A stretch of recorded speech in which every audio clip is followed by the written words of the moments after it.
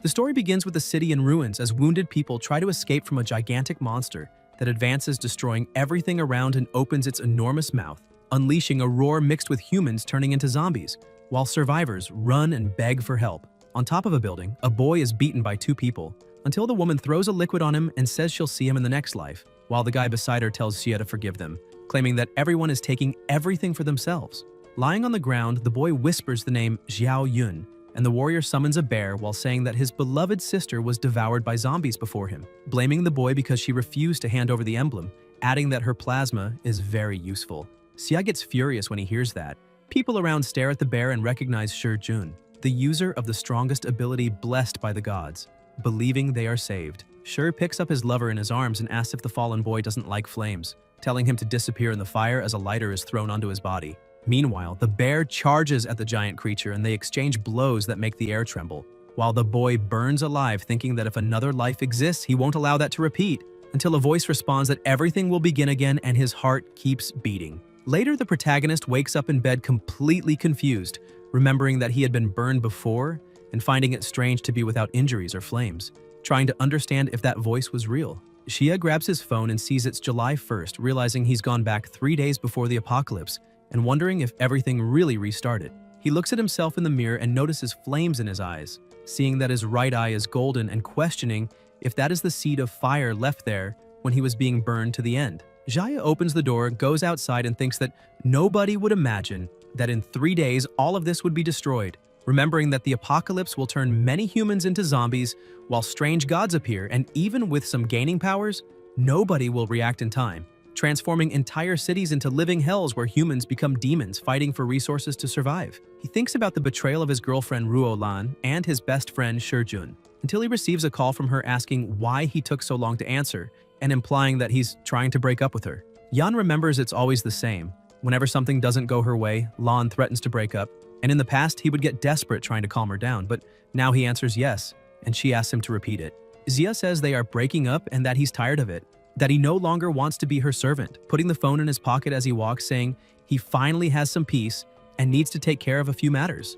At Ruo's house, the phone is thrown and she explodes, asking if he dares to hang up and block her, while Shai, lying on the bed, asks if he found out about their relationship. Lan says it's impossible, explaining that the fool followed her everywhere, and if she told him to go east, he would never dare go west, not seeing how he could discover it. June tries to calm her down, saying his father just sent a message asking him to collect some old inheritances with spiritual energy, commenting that something big might happen. Ruo remembers those inheritances and says Xia had a very ugly family emblem that looked centuries old, and Shi asks where it is now, receiving the answer that it's with his sister. Lan says Xia is crazy now, and that when he calms down, he will go back to flattering her as always. And when that happens, she'll only ask for the emblem. Shai smiles, saying it will work. Elsewhere, someone holds the emblem while Yun asks why her brother is suddenly asking for it, saying he traveled 30 kilometers by taxi and that he wasn't even working today, also finding his gaze strange. The protagonist asks if she believes him, and Yun says yes, that they rely on each other, and she trusts him without hesitation, believing that everything he does is for her sake. Xia asks her to go to school now, grab her things, and come back home with him immediately, and his sister says she'll go and see him in 2 hours, and Yan asks if she doesn't want to know the reason, but Yun only says she trusts him. The protagonist thinks that this time, he will make sure to keep his sister alive as he stares at the emblem and remembers the bear, imagining if there is something special in that object, as the golden in his eyes grows stronger. A hot drop falls from his eyes onto the emblem and words appear on it, revealing the 6 great hells, releasing noises and a violently strong light as chains appear bound around something. Xia watches it all as the heavy aura fills the environment, and monstrous creatures emerge from every side, making Yan think that it truly is terrifying. Lightning slices through the space as monsters roar, and the protagonist tries to understand whether that light is suppressing the creatures inside the tower, until a voice asks if he is scared. A girl appears and Xia asks who she is, hearing that her name is Su Daji and that she's welcoming the new warden of the Hell Prison. She explains that 10,000 years ago, the Immortal Emperor gathered the 20 immortals, including Tai Bai, Tai Shang, the 3 pure ones, Guayin, Fuqi, and Zhuanu, to forge the land of demon suppression that gave origin to the 6 hells, where countless fierce beasts and sinful gods were cast to have their souls burned day and night by the sacred light. Su continues saying that the emblem of forgiveness in his hand is the only key capable of opening those doors, and Jia understands why she called him warden. Daja asks if he wants to enter to inspect the prisoners and offers reports along the way, and Jia agrees. They cross a portal where the aura becomes even more brutal, but a light coming from his eyes blocks the surrounding pressure. Su praises him, stating that the flames in his eyes are the seed of the inferior fire, which is why he managed to restart life even after dying in the underworld. Yan asks why she spoke to him in his past life, and Daji explains that the bonds between her and the Xia family run deep, and as the spiritual guide of the six hells, she couldn't stand seeing him being finished off by villains. The despair and hatred of the last moment awakened the flame ability that ignited the seed, and she merely followed the flow. The protagonist understands that he was reborn because of that, and that with the apocalypse about to begin, his powers awakened and everything will be different, asking her to show the way. During the walk, Su explains that the six hells have 5 layers and that the doors he lights represent the limit of his own soul. The higher he climbs, the more dangerous the prisoners will be, demanding that he strengthen his soul to face them. Jia notices that only the bear's section is lit and thinks it looks like the beast she rode in the previous life. The bear opens its mouth, releasing a crushing pressure, and Yan is surprised as it asks if that is the new warden, saying the young one is promising and that they have waited for him for 1,000 years, offering help for anything. Su calls the black bear shameless and tells it to disappear, commenting that it is crawling too much before the warden, and that it did not even let her take the lead, explaining that those 1,000-year demon kings stayed there too long and ended up turning into dogs. A bird asks what is so special about the warden, saying they only obey the emblem, and that if he wants to prove authority, he can leave them another 1,000 years under the blows of sacred lightning to see the result. The protagonist is amazed to encounter Su Daji and now the demonic black bear, realizing that the prison holds legendary creatures. Xia approaches the bird, observes its appearance, and asks if it could be Lei Zhenzi, and Su smiles, saying that as expected from the warden, he recognized it right away. She goes on explaining that in that world, monsters are divided into soldiers, generals, commanders, kings, and sages, and that the warden is on the lower layer of the tower where criminals of general level are kept. The higher he climbs, the stronger the monsters will be, and it is said that on the highest layer there are immortal criminals of sage level, besides rumors that Lady Nuwa once saw a god-level being roaming the world before disappearing into the sands of time. She concludes saying that if he works hard, he will soon ascend the levels and control the entire prison. Yan says that tower is even more formidable than he imagined, since even the general level beasts, the lowest tier, possess terrifying strength, and he finds it hard to picture what is locked at the top. Regardless of who is there, they will all become part of his power in the future, and in this apocalypse he intends to become the strongest. Su explains that with his current soul power, that is the limit of exploration, and that he needs to gather more spiritual strength to light new doors and reach the next level. Back in the common world, the protagonist walks reflecting that soul power is totally different from abilities, since abilities can be obtained from zombies and mutant crystals, but soul powers only come from slaying gods. In 3 days, when those entities descend, the hunt will begin and he will make all preparations. In the old street, he keeps walking and remembering that in the previous life, someone tripped there on an immortal bidding rope and became a powerful ability user. And if he is correct, the treasure should still be in that area because the energy of ancient relics cannot escape the seed of inferior fire. Ahead stands Song Tian, leader of the Song family and father of Song Shurujun, accompanied by Elder Huang, appraiser of antiquities. Tian notices Yan from afar and recalls the conversation with Shi, when he advised his son to choose useful friends and heard that the boy was just a loyal fool, easy to manipulate. In the present, the appraiser asks what happened, but Tian answers that it's just someone familiar, and that they should continue the search relying on the specialist. Huang reassures him, saying that appraising antiquities is his only true skill, though he finds it a pity that almost everything there is merely common craftsmanship. Song thinks about the ancestral ceremony from a few days ago, when he dreamed of old masters asking him to search for certain objects, and decides to believe in it by inviting the elder along. Suddenly, Huang notices something and declares he has found it. Another buyer grabs the item first and asks for the price.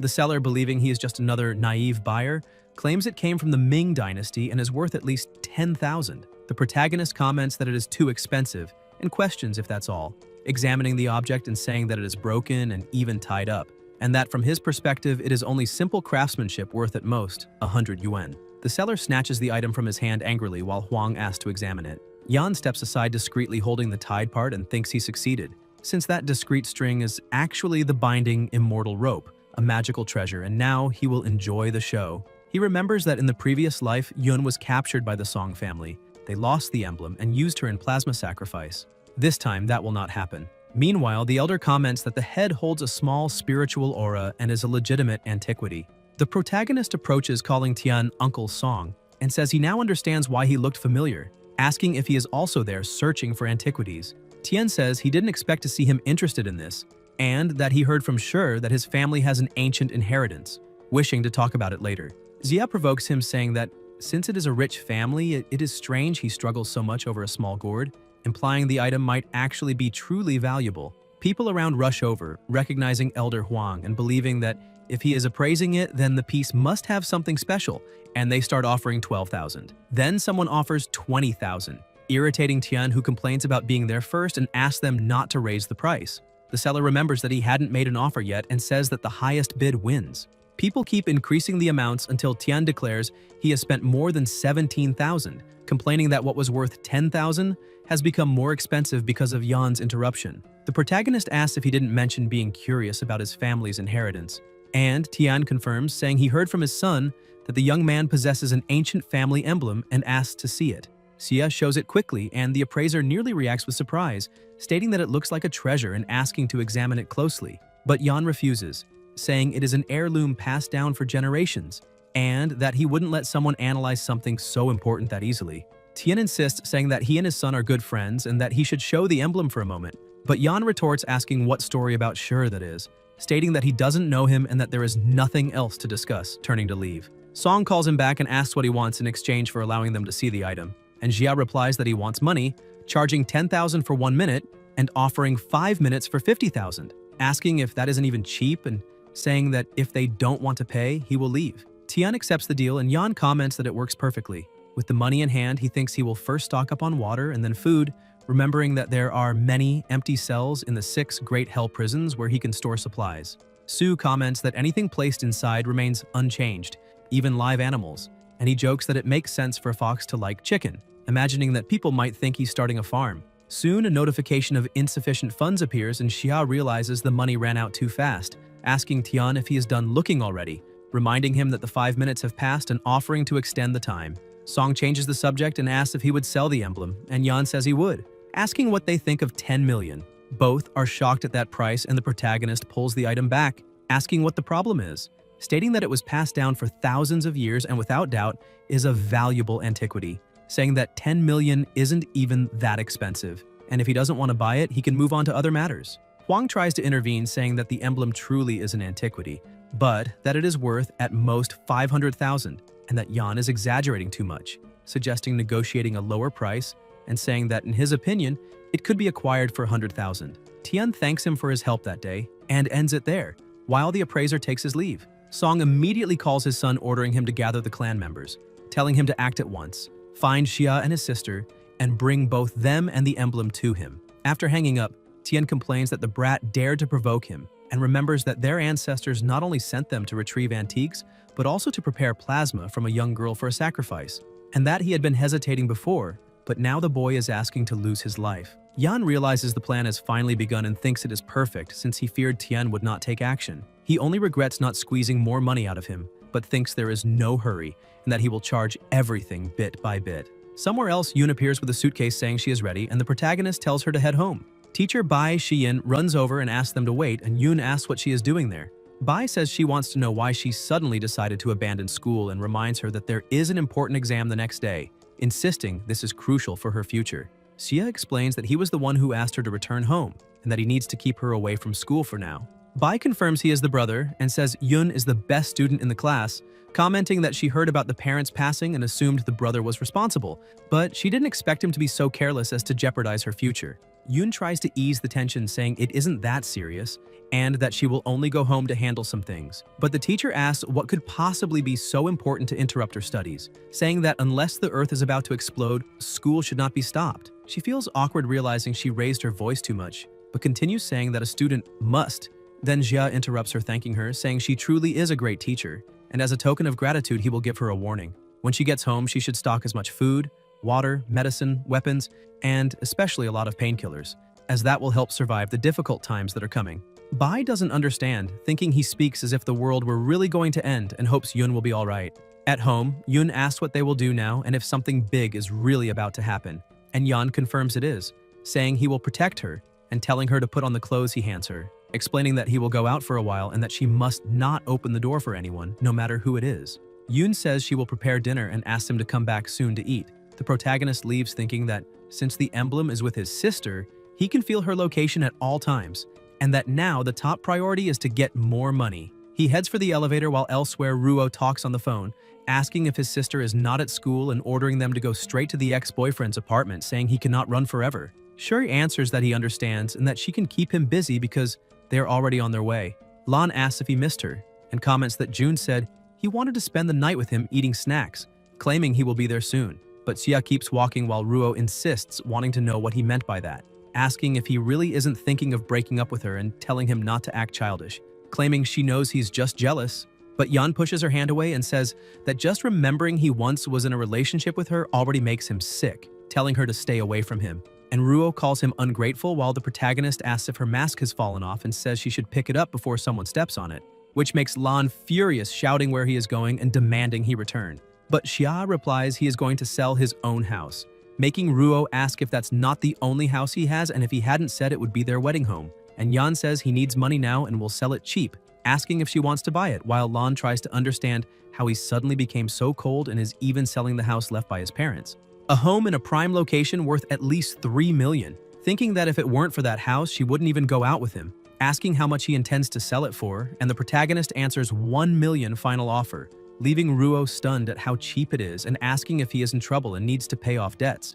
And Xia simply asks if she wants it or not, saying he is going to the agency and that even so, it is a huge steal. And Lan says she wants it, but doesn't have all the money at that moment, offering $300,000 as a down payment and the rest later, while Yan asks who said anything about installments and whether he looks like an idiot, stating he wants $1 million in cash, not a cent less. And Ruo thinks Shuri will soon arrive with men to deal with him and that Yaya is better off eliminated anyway, and that even if she pays the $1 million, he will have to return it later. So the important thing now is to trick him until the transfer is done, saying it will be $1 million and they can go to the real estate office right now. At the office, Lan talks on the phone telling her mother not to worry, explaining that she's just buying a house and got a great deal and the money will return soon, while her mother questions how she could be going out with a broke guy like that and now spending all the family's savings to buy his house. And Ruo replies that she just needs to transfer the money and soon he will disappear, while the protagonist asks if she is finished and says he will only sign after receiving everything, and Lan confirms she is transferring and will send the receipt, thinking she hopes he lives long enough to spend the money, while Xia receives the amount and thinks that when the apocalypse arrives that house will be worthless, and without that $1 million Lan will lose her last chance of survival. And she smiles, saying she is happy and that they can go to his house to celebrate, and Yan agrees, telling her to go celebrate. At the same time, in another building, Shur appears with some men saying he found out Xia took Yoon home that afternoon and that before he gets back they will go up the stairs and have a deep conversation with his sister. While inside the apartment, Yoon prepares food and the emblem hanging from her neck begins to shine. They reach the door and Jun knocks, telling her to open, saying it is him, while Yoon asks why brother Shur is there if Xia is not at home. And Jun lies, saying he knows, and that Xia went to prepare hot pot ingredients and asked him to come ahead, telling her to open because it is too hot outside. But Yoon places her hand on the door and remembers her brother said not to open for anyone, so she answers that it is better to wait for him to return, making she knock harder and ask if she is kidding and if she is suspicious of him, ordering her to open the door. And Yoon tries to apologize until one of the men shows up with a toolbox, saying quietly not to worry because they are experienced in the gang and opening locks is easy, while Jun asks if the family amulet is with her, and Yoon confirms, saying her brother gave it to her, until they manage to unlock the door and she says he is relieved, entering and grabbing her arm while commenting it would have been better if she had opened earlier, touching the emblem hanging on her neck and asking if that is the antique his father wanted, saying that now, with her and the amulet, Xia will be forced to kneel and beg forgiveness from the family head. Yoon asks why and questions if Jun was not her brother's friend, and he arrogantly replies, asking if she knows why he stayed with Xia, saying it is because he is an idiot who believes everything and always made mistakes. So when something blew up, they needed someone to take the blame instead of him, leaving Yoon with her eyes full of tears as she asks how he can say that. And Shai still says that if it were not for him, she would not have even met Ruo, saying the girl is truly a treat. Jun then slaps her face and tells her to stay quiet, warning that if she keeps talking, he will shove a cloth in her mouth, while one of the men says he has talent for that and asks if she is of age, and Jun replies that they can check themselves since there is still time. As they advance, a voice appears asking if they have ever heard of the great wine pool in the forest of meat, and Sher immediately imagines a pool full of women serving him all the time, until hearing Sue asking if the meat tastes good, and Jun replies it is delicious, then hears that of course it is delicious, because he is tasting his own flesh, and that is exactly the flavor. The men panic asking if that is plasma, screaming that this is no paradise and that it is more like hell. And Sue asks if he is not satisfied with the menu and which heart he would like to taste, Biggin's, Yikao's, or the eyes of the great minister. In the real world, everyone starts screaming desperately while Yun, not understanding, asks what is going on, and they shout, "It is a ghost," questioning where those visions came from and why they are scared if they have already killed people before, asking if there is something wrong with that amulet. Shai pretends courage, ordering them to move forward and destroy it, saying it is just a useless amulet until a burst of light explodes from the pendant and a hand appears cutting his face, making the amulet fall to the ground. Someone enters and picks it up, commenting on the mess, and when everyone looks, they see it is Xia. Ruo also enters asking what happened to Shi, and Jun, in panic, says it was a demon, saying that amulet is a treasure and ordering them not to let Xia escape, while Yun screams for her brother to be careful. The men advance with clubs, and Sue comments that the amulet's soul power has just been consumed, and that it is Gensi's fault for using the claws, otherwise they could have been controlled longer, while the bear says he cannot come out, and Shia says that with that size, if he really came out, the building would collapse, saying he has no fault at all and just wants to show a bit of his own abilities. Flames then surge toward the men and begin to burn them, leaving everyone in despair asking what that is and telling him to put it out, running to the shower while Shai asks what is happening and whether Xia knows how to use magic. And Lan warns him not to get close, saying that Jun is his big brother, and asking him to take their past relationship into consideration. Xia furiously replies that she came to his house, brought men to try to abuse his sister, stole the amulet, and even knew everything from the beginning, saying it is disgusting and asking how she still dares to act innocent as if nothing happened. Sher tries to deny it, saying he doesn't know what he is talking about, that it is a misunderstanding, and asking Ruo to convince Xia, reminding her she is his girlfriend and that they are getting married soon, claiming he will be the best man, while Ruo asks if he doesn't want to marry her anymore, saying she won't demand any dowry, that he no longer has anything, and even so she is willing to stay by his side, asking him to say where that power comes from, and saying she will always love him. Jun appears holding a knife, and Xia stares at both before launching a wave of fire over them, saying he also wanted to know why he awakened the power of flames and now finally understood. Maybe it is because there are too many rotten people in this world, and that is why he wants to burn them all to the end. In the ancestral temple of the Song family, Tian stands before the memorial tablets asking the ancestors to bless the bloodline with prosperity, abundant harvests, and favorable weather, guiding them towards success, until a red mist takes over the altar and an ancient voice announces the need for spiritual antiques, the plasma of a maiden and a sacrifice. Tian answers that the ancestor need not worry, because they will soon deliver what was requested, and the voice informs that in 3 days, the apocalypse will descend upon the world and he must hurry. Tian repeats in shock about the apocalypse coming in 3 days, and immediately orders someone to buy large quantities of water and food, saying that if the ancestor's prediction is correct, the end of the world is near, and orders she and the others to be called to perform the sacrificial ritual at once. A sound echoes, and someone approaches saying that is not necessary, and the protagonist appears saying he came on his own before throwing Jun to the ground. Tian asks what he did, and how he dares invade the family's ancestral hall, questioning who he thinks he is and ordering them to eliminate him. Everyone advances while Xia closes his eyes and upon opening them, releases a wave of light and flames that incinerates the attackers, leaving Song terrified while Yan comments that it had been a while since he had used that, as the men scream, writhing amid the fire, and Tian is both frightened and furious. Song draws a pistol and tells Xia to go to hell, but when the shot is about to hit its target, the protagonist moves only one finger and the weapon explodes in Tian's hand, injuring him. And Xia comments that firearms are not toys and are dangerous, thinking that even being only a level 1 ability, the fire of the underworld is surprising, managing to deal with about 10 people at a range of 2 meters for 10 seconds, and that if there are flammable or explosive materials, the effect becomes even greater. Irritated, Song begs the ancestor for help, saying the family is about to be destroyed, pleading to save the bloodline with divine power. The voice responds saying it is the elder of the ancient star and orders the impure creature to kneel. Yan is struck, and Tian celebrates, saying that his hand no longer hurts, and the people have stopped burning, claiming the star elder has descended to defeat evil, and Xia will lose his life. The ancestor appears ahead, and the protagonist says the Song family really foresaw the apocalypse, and that there was someone behind them, saying he only intended to steal some antiques and some money, but now he has to deal with such a powerful being.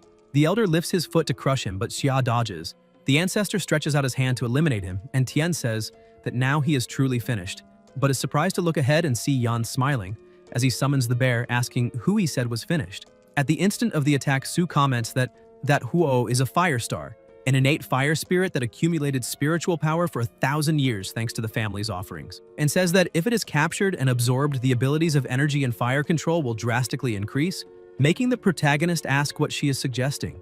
Daji explains that the spiritual power of the great evil talisman is still insufficient, but if he is willing to take a risk, there is a chance to capture it, and Jia asks if that is serious and requests details. Su explains that he can draw a little of his own spiritual energy and infuse it into the talisman to summon one of them who will come help in the battle against the god, and Yan replies that he can do that, but the spiritual energy comes from the soul, and if he fails to capture Huo and cannot repair his soul in time, he will lose his life and disappear, besides the risk that the summoned spirit can easily escape, and Daji asks if he intends to take that risk. The protagonist says why wouldn't he take the risk. Jia then releases flames over the emblem, and Su asks what he is doing, hearing Yan explain that he implanted the underworld fire seed into the talisman, and that if he dies, the underworld fire will be activated and destroy the talisman completely, and without the talisman, no one in the world will be able to open the prison, and she will never see the sunlight again, saying that if she wants him to return alive, she knows exactly what she must do.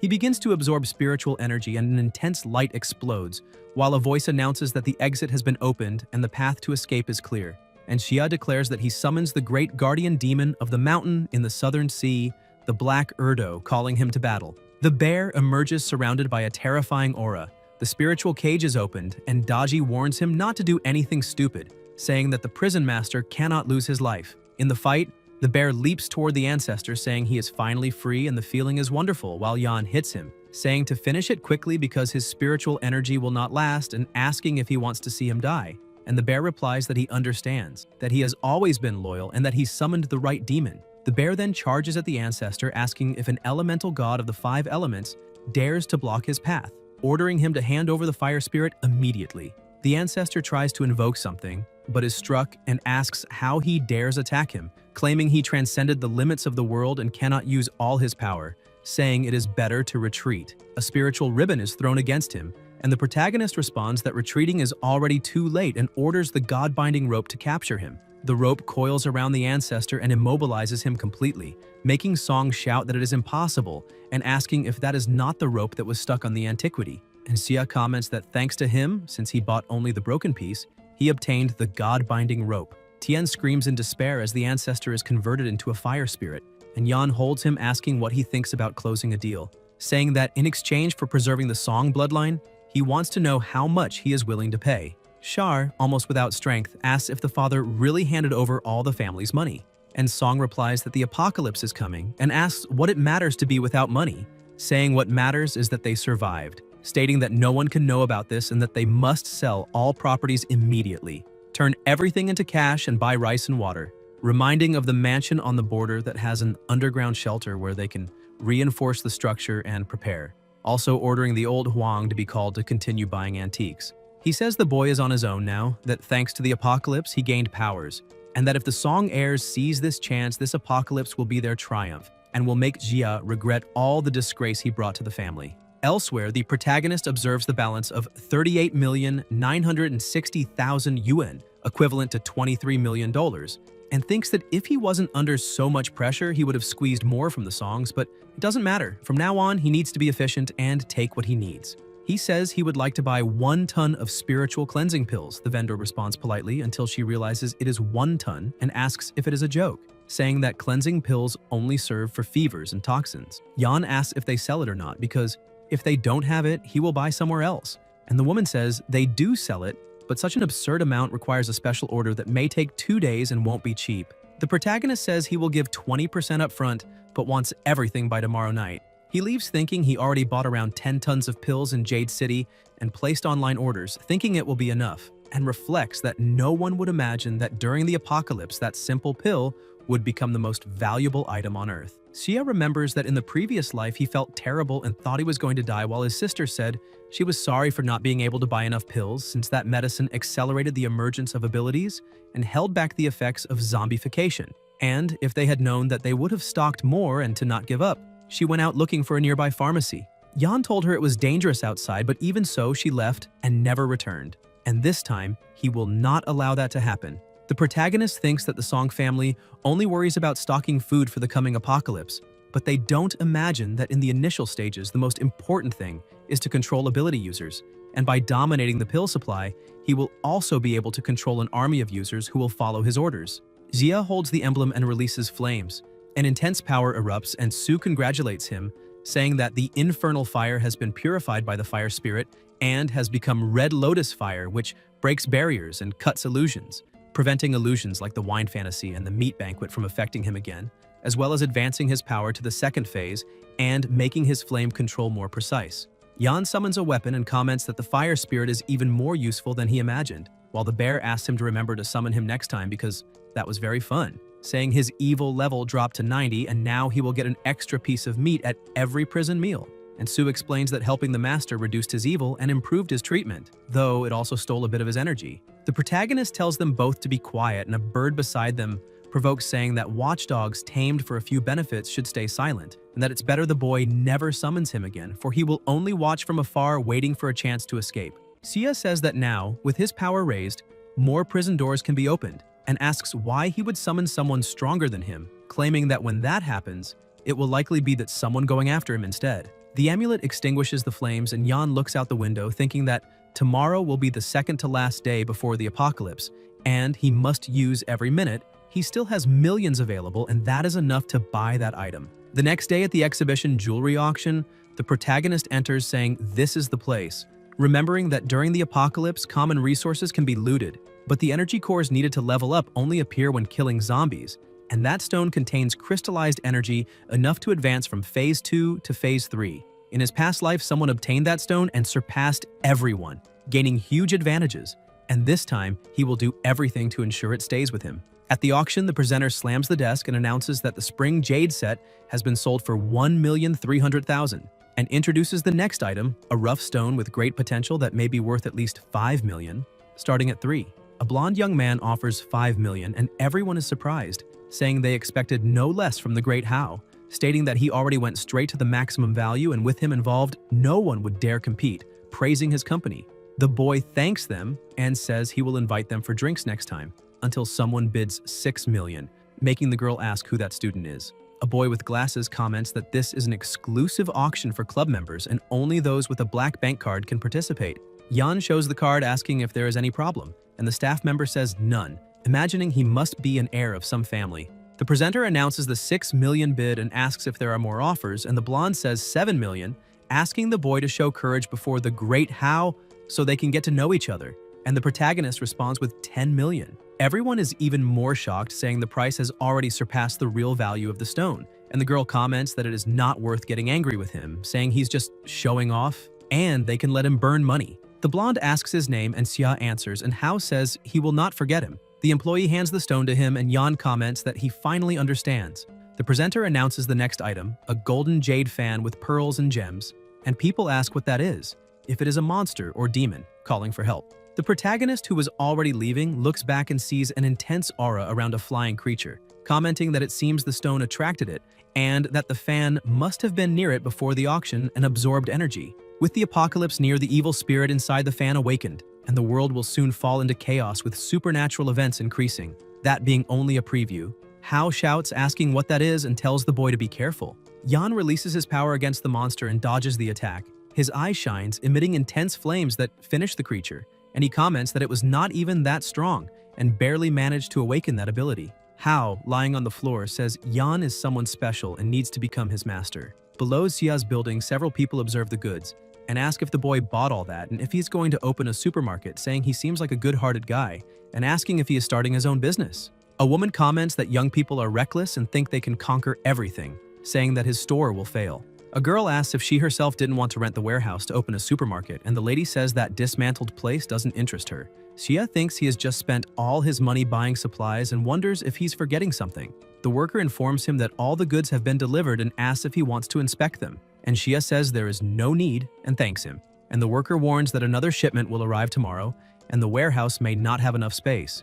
The irritated lady asks if there will be another shipment, and if he really got rich, complaining that he has no parents, does not respect elders, and now wants to open a supermarket, saying she is the one who should be making money and wanted that place. The child says he needs to pee and runs off, urinates inside the warehouse and sighs in relief, and the lady comments that he is so good he can pee on his own, saying children don't know any better, and asks Xia if he doesn't mind. The protagonist pushes the child into his own pee and then throws it onto his mother, who looks surprised, asking what he's doing, saying the boy was only playing and asking if he has no shame messing with the child. And Xia replies he has no shame at all before closing the warehouse. The woman leaves irritated while the child says he wants to set off fireworks, and the lady notices something and says that his grandmother will buy fireworks for him tonight and set off many, hinting that if any spark hits Xia's warehouse, it would be a shame. Inside the warehouse, the protagonist says everything is gathered and orders the great mortal prison to absorb. A light appears and all the boxes begin to disappear, and Sue comments that there are so many things that they can finally celebrate. Xia tells her to find an empty room and organize everything, and Daji replies that she is an expert at that, saying there are many live animals and they can separate an area in the tower to raise them, noting that with the tower's spiritual energy, the meat will become even tastier and they will have a constant supply of chickens. Yan comments that the apocalypse is about to hit the world and he does not know how long it will last, so he intends to take other living creatures to preserve a trace of human civilization. And the bear says that he should cultivate because in times of hunger, the most important things are seeds and soil. And as long as there are seeds, every form of life can continue, mentioning that he bought some of them. The protagonist says he understands and will be right back. In the surroundings, Jia wonders if all that soil will fit in the demon ceiling tower and orders it to absorb. And Sue tells him to stop saying that it can't hold more, that his spiritual energy is insufficient, and the created space is too small, stating that they will end up drowning in there. Yan says he has already gathered around 10 tons of soil, but thinks it is little because after the apocalypse, all soil will be altered and that good earth will be impossible to find, and says there is no time to waste as a light envelops his body. The lady elsewhere prepares fireworks, saying that tonight she will see Jia eliminated when the child arrives holding something in his hands, and she asks where that mirror came from, and if he took it from the shop where they bought the fireworks, praising her grandson for bringing gifts to his grandmother. The little boy then says there is someone inside, and the woman asks who, and he replies that there is someone in the mirror. A monster's face appears and the lady is frightened, saying that it is a ghost and tells him to take it away, but the child asks why his grandmother doesn't look at the mirror if she can do whatever she wants. The monster emits energy and the woman screams to get away, but the creature comes out of the mirror and attacks her. The child smiles sinisterly, saying it is fun, and calls his grandmother to keep playing. The energy in the place twists as the woman rises with a strange intent and absurd mana around her, calling the boy and saying she loves him, transforming into the monster and pulling the child as the pressure around increases. The next day at the port warehouse, someone asks if it will rain heavily, and another inside the ship says there is a problem, that they caught monstrous fish whose bodies ooze pus and have fangs, asking if they can eat that and blaming countries that dump polluted water into the sea, saying the fish mutated. Then someone enters a room saying the time has come and asks old Wu for the warehouse inventory. Wu has strange hands and the worker asks if he's all right, if he caught a cold and needs a day off. Men approach and the worker asks who they are, hearing that all the spiritual cleansing pills in the city are stored there, and answers that those goods are already sold and that if they want to buy, they can buy normally. The men advance and throw him away, moving toward the boxes, but one of them is pulled by the leg by old Wu, transformed into a monster. The others get ready and attack together until they defeat him, asking the boss if he is all right, and the boss replies that they must grab the medicine first, and if someone tries to stop them, they should simply, and the guard asks simply what, and if he plans to eliminate someone. The protagonist steps in, saying that everything there belongs to him and was bought with real money, asking if the man wants to steal and if the world hasn't even ended yet, and he's already in such a hurry to lose his life. The boss tells him to be reasonable, stating that the port and the industrial park belong to his boss, and since the goods haven't even left the port yet, he asks why he doesn't accept that as a favor and let them set the price. Xia replies that he has no interest in negotiating and tells him he has 1 minute, and if he doesn't leave, he will face the consequences, also asking if zombification has already begun. The men advance, but they can no longer see him, and Yan moves over the boxes, asking if he said that all the port's goods belong to the boss, including those. The worker asks what he intends to do, and the protagonist says he wants to learn from him, steal. An explosion occurs. Elsewhere, a voice asks what he just said, and a woman asks if they not only failed to retrieve the medicines but also allowed all the goods to be stolen. The leader comments that the man clearly possesses powers and isn't someone ordinary, he's practically a monster, recalling that there were many things inside the warehouse and that when he shut the door it took an eternity to open again, and when they finally entered, nothing was left. The chief agrees and asks his name. The guard replies that he checked the recipient's data, and the registered name was Xia. She grows thoughtful, wondering if he is also a skill user. It even seemed like he had some kind of storage ability. But before she could conclude, she notices that the employee begins changing appearance, as if turning into a monster, and states that the poison has already reached his brain, that not even a spiritual cleansing pill would work now, and they must take him outside and burn him, ensuring nothing touches him and no one comes into contact with the plasma. The zombie leaps toward her, but the chief stands up, stretches out her hand, and releases her herb magic that pierces his body while the surrounding pressure increases, and the herbs close in.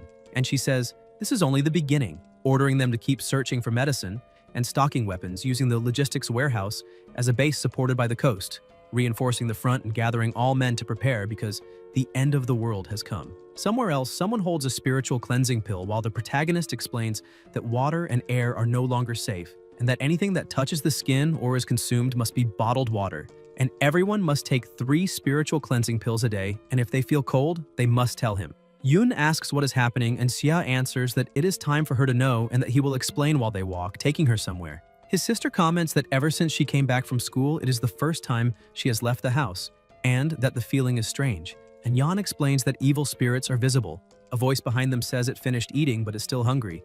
And it is that same old lady turned into a monster, saying she wants everything, complaining thousands of times that she couldn't stand people walking around the house and waking her up, saying everyone was against her and she should swallow them all while loud noises echo. In another spot, the protagonist gets into a taxi with his sister, just as Ruo passes, accompanied by a woman who asks if there is no security in that neighborhood, and Lan answers that poor security does not matter when someone as strong as Xiaoyan is around, stating that this will be their home forever. The woman comments that they did not invest hundreds of millions for nothing to give Ruo the most advanced reconstructive surgery and a Sakura-style makeover, and with that beauty, she would surely win over her target.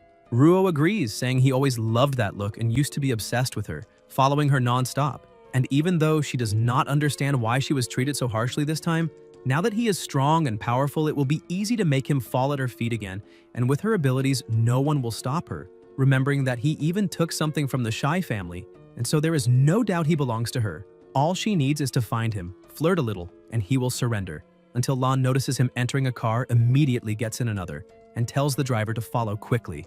Inside the car, Ruo yells that he is a treasure and she cannot let another woman take him, until the car stops at the zoo. There, a man argues, saying his son's cap was almost broken, and his face nearly hurt while the employee tries to apologize, explaining the animals are usually calm and he does not understand what happened. Yun asks if the animal's aggressiveness is also related to the end of the world, recalling that he already explained many things and she understands the apocalypse is coming, that humans may turn into zombies or survive and awaken special abilities, and that he could only predict all this because he awakened earlier. Xia confirms and thinks it is better not to talk about the suffering of his past life, so she does not feel bad. Yun asks if they shouldn't hide and why they were at the zoo, and Yan explains that hiding would only work for a while, that in the apocalypse, strength will be essential, and even if he has combat abilities, he will not always be able to protect her, because anything can happen and she also needs to become strong. Yun asks if she will manage, saying she does not want to be a burden and wants to improve, and the protagonist tells them to keep moving forward. Meanwhile, Ruo, still following the car, asks why he went to a zoo, and her mother advises her to stay close, simulate a casual meeting and charm him while Lan retouches her lipstick. The animals behind her keep staring strangely. In the turtle area, Sue comments that there is a special being there, and she can already sense its scent. The bear complains about being tired of dealing with foul-smelling, resistant, and long-lived creatures, while Xia observes a turtle on a rock. DG and the bear recognize it as an ancient turtle, and Yun thinks it has lived there since the zoo was built. Over 100 years old, even with its own name on the plaque. The notice says it is an unknown long-lived land turtle named Nanan, and Yan remembers that in his past life she became famous because a god once tried to pass through the place where she was and was bitten by her, fighting for days without managing to pierce her shell. Hearing that story, he imagined that if he could make this old turtle protect his sister, she would be absolutely safe. The protagonist approaches calling the turtle master, She stares at him and Jia releases his power through his eyes, saying he got hungry while they were walking and asks what she thinks about turtle soup. The turtle replies that humans are impatient, that in the past, some visited a cabin 3 times before asking for help, and that if he wants support, he should be polite, asking how he dares threaten her. Yan states that the end of the world is near and there is no time for formalities, introducing his sister, who is impressed to see the animal speaking. The turtle coughs and explains that if she had not overeaten and gotten indigestion, the former zoo director would never have found and cared for her, and that name was just a coincidence. Hundreds of years pass, but for her more than 3,000 years, that is only the blink of an eye. The bear is astonished at the 3,000 years and comments she is about to become a god, and that consuming her spiritual essence would extend life by 100 years. Yan asks her to help protect his sister and inquires about the conditions. The turtle replies that the world is in chaos, and the red moon dominates the sky, and that when the apocalypse arrives, her species will also suffer. The protagonist suggests taking the small turtles from the lake to the great mortal prison, building an internal lake and keeping them in safety, and the turtle asks about that place. A light appears around them, releasing lightning, and she recognizes that space filled with bolts where gods are imprisoned, stating that now everything makes sense, and that destiny brought him here a century ago for this reason. She then asks if he really thinks a brat can control such a dangerous prison, and says that the apocalypse is terrifying, but if he steps aside, he would cause damage even worse than the gods of the end of the world, questioning why she should help someone who might not even withstand the weight of 3,000 years of power. Xia faces the animal wrapped in an aura while blocking the attack, and the turtle unleashes her strength. Still at the zoo, Ruo comments she heard noise, and suddenly, her wig is snatched off by the animal behind her. Lan raises her purse, screaming for them to return the wig, but the creatures throw some liquid on both of them, and Ruo says it is drool while the mother is disgusted. Lan promises to eliminate them, but the mother insists they should forget it for now and focus on finding Yan. The old woman puts the wig back on her daughter, who complains it is backwards, and both start running until reaching the turtle area, commenting on the bad smell. One of them steps on something, and the mother, disgusted, says at least that useless turtle served to clean her shoe.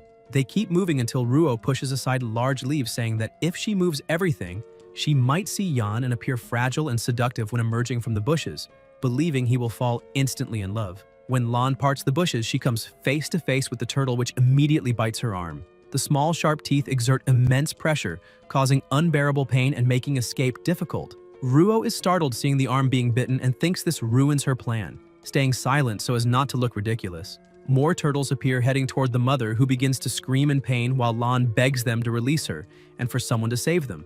Both fall to the ground as the turtles keep biting. On the other side, the protagonist continues facing the larger turtle while the bear insists on letting him go, saying that with a slap, he could finish off that old creature and then they would divide the meat. Flames spread. Jia falls to his knees and the turtle laughs, saying that if he cannot endure, he should give up because everything is born and dies for a reason, asking what anyone can do in the midst of an apocalypse and saying it would be better not to entrust the great prison to him, assuring that she could keep everyone in peace even if the world were destroyed. A strange feeling arises while the turtle continues, saying that the great mortal prison is far too dangerous for someone untrained, and the bear feels dizzy and defeated, while Sue says she lost the will to do anything. Yan asks if she has not learned the basics after living so long, saying that whoever does not move forward falls behind, and whoever does not believe loses their own life. A huge aura explodes around them. A thunderous sound echoes, and the turtle is startled to see Xia breaking free from the Buddhist mantra. The protagonist tells him to keep his tricks. Xia ties a rope to the turtle, and the bear states that she took the chance to attack and seize the great prison, and that they should eliminate her. Sue comments that she is one step away from becoming a goddess, and they almost fell into her plan, but the master has an unshakable will.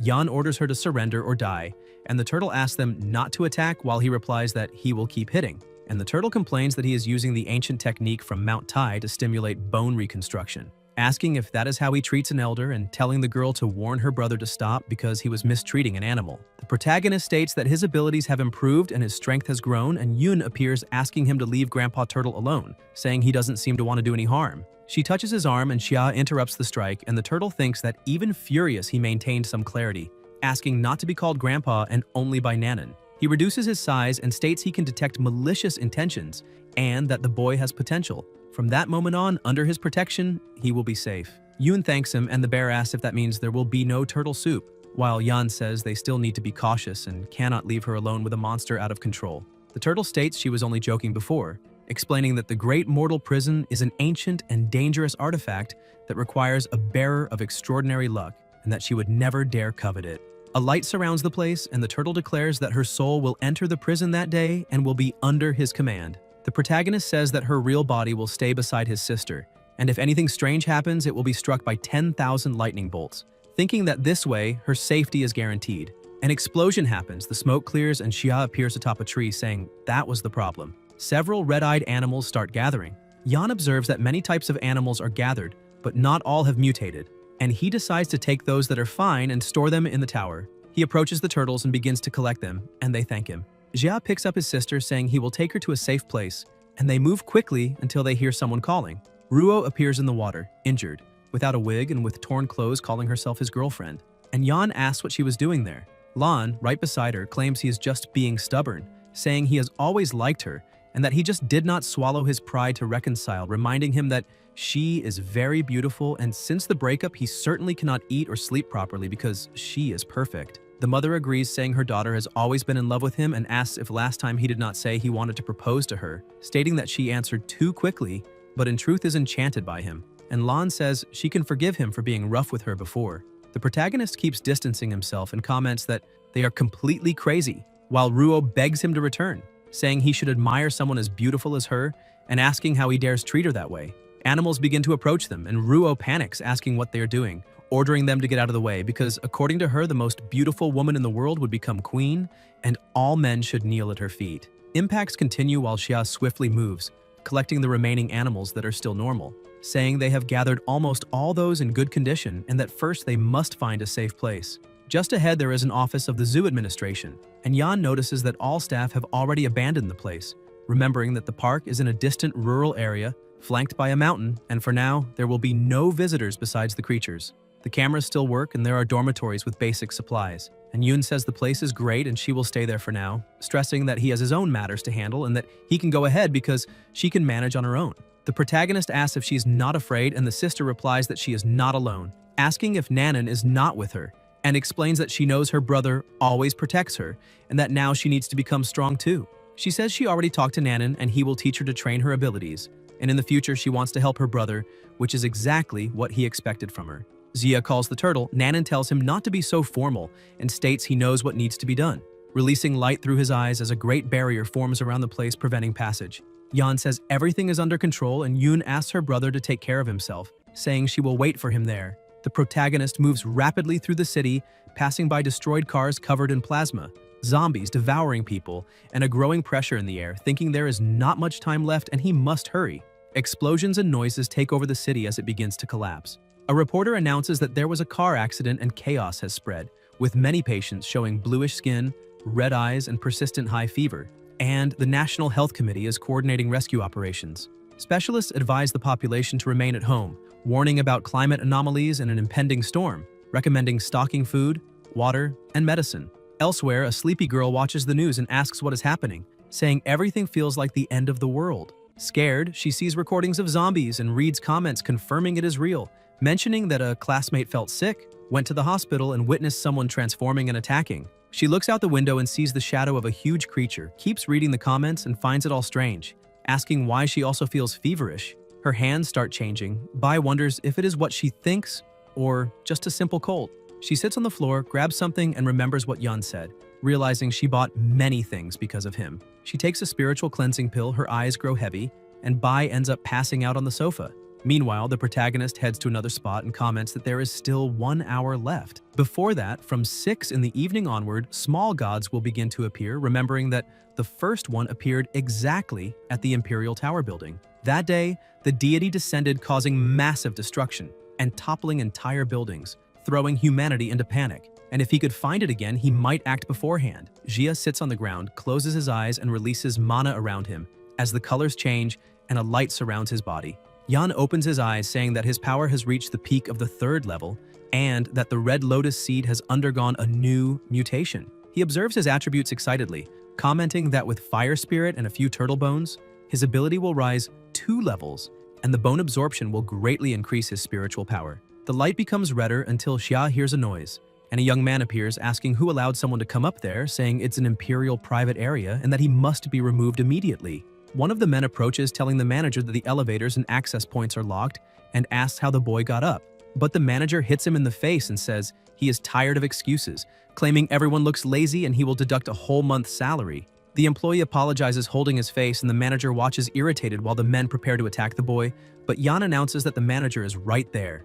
Everyone stops when they see the terrifying red light appearing in the place and ask what that is. An even stronger light explodes and summons a many-legged monster, a bull demon rank soldier. The manager is terrified to see it and starts screaming, telling the bull to look at him, asking it to run to protect him, promising to raise everyone's salaries if they help him, until the bull slices him in half. The men panic and run, but the bull chases them, crushing several while saying there are too many insects and he will turn them into paste. He raises his foot to stomp the protagonist, but the strike does not descend. Xia holds the foot firmly and asks if with that strength it really thinks it can crush him. Yan releases his flames, saying he will use it for training, and the bull asks if he can understand what it is saying. The protagonist holds the foot with one hand and his weapon with the other, jumping with a smile while the men watch shocked, commenting that maybe he really can eliminate the creature. The bull stares at the boy, saying he thought eliminating insects would be simple, but this was fun, and promises to tear him apart, ordering him to be grateful for being a sturdy insect.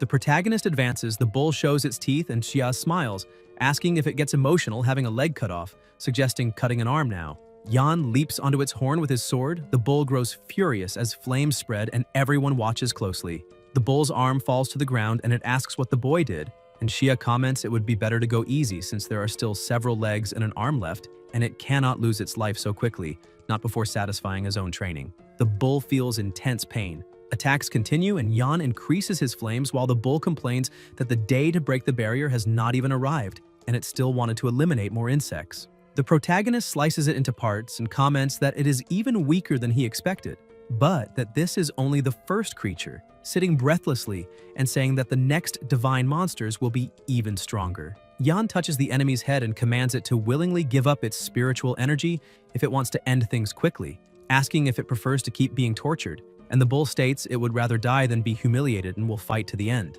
A light appears, its body deforms, and a blue light shows up right after, leaving the protagonist puzzled, asking what that was, saying he fought the whole time and it never gave up, but a single look at the great prison was enough to terrify it. Xia's spiritual energy reaches 3.5%, increasing 5%, and he considers the result excellent, also feeling that his control over fire has become more precise. Yan thinks it must already be past 2 o'clock, and that several emergence points will begin to appear. He remembers some and decides to act according to the situation. The men approach impressed, saying he is incredible for having eliminated the monster. They admit they offended him earlier and ask what is really happening. The protagonist simply states that the apocalypse has arrived and they ask to follow him. Xia jumps from the building without responding, and the men grow desperate, asking what to do, until one of them tries to grab an axe, saying the corpse could be worth a lot of money. He raises the axe, but everyone becomes confused when they see the bull's body moving, thinking the corpse has turned into another corpse, when a voice warns them to be careful and says it might be better to wash first.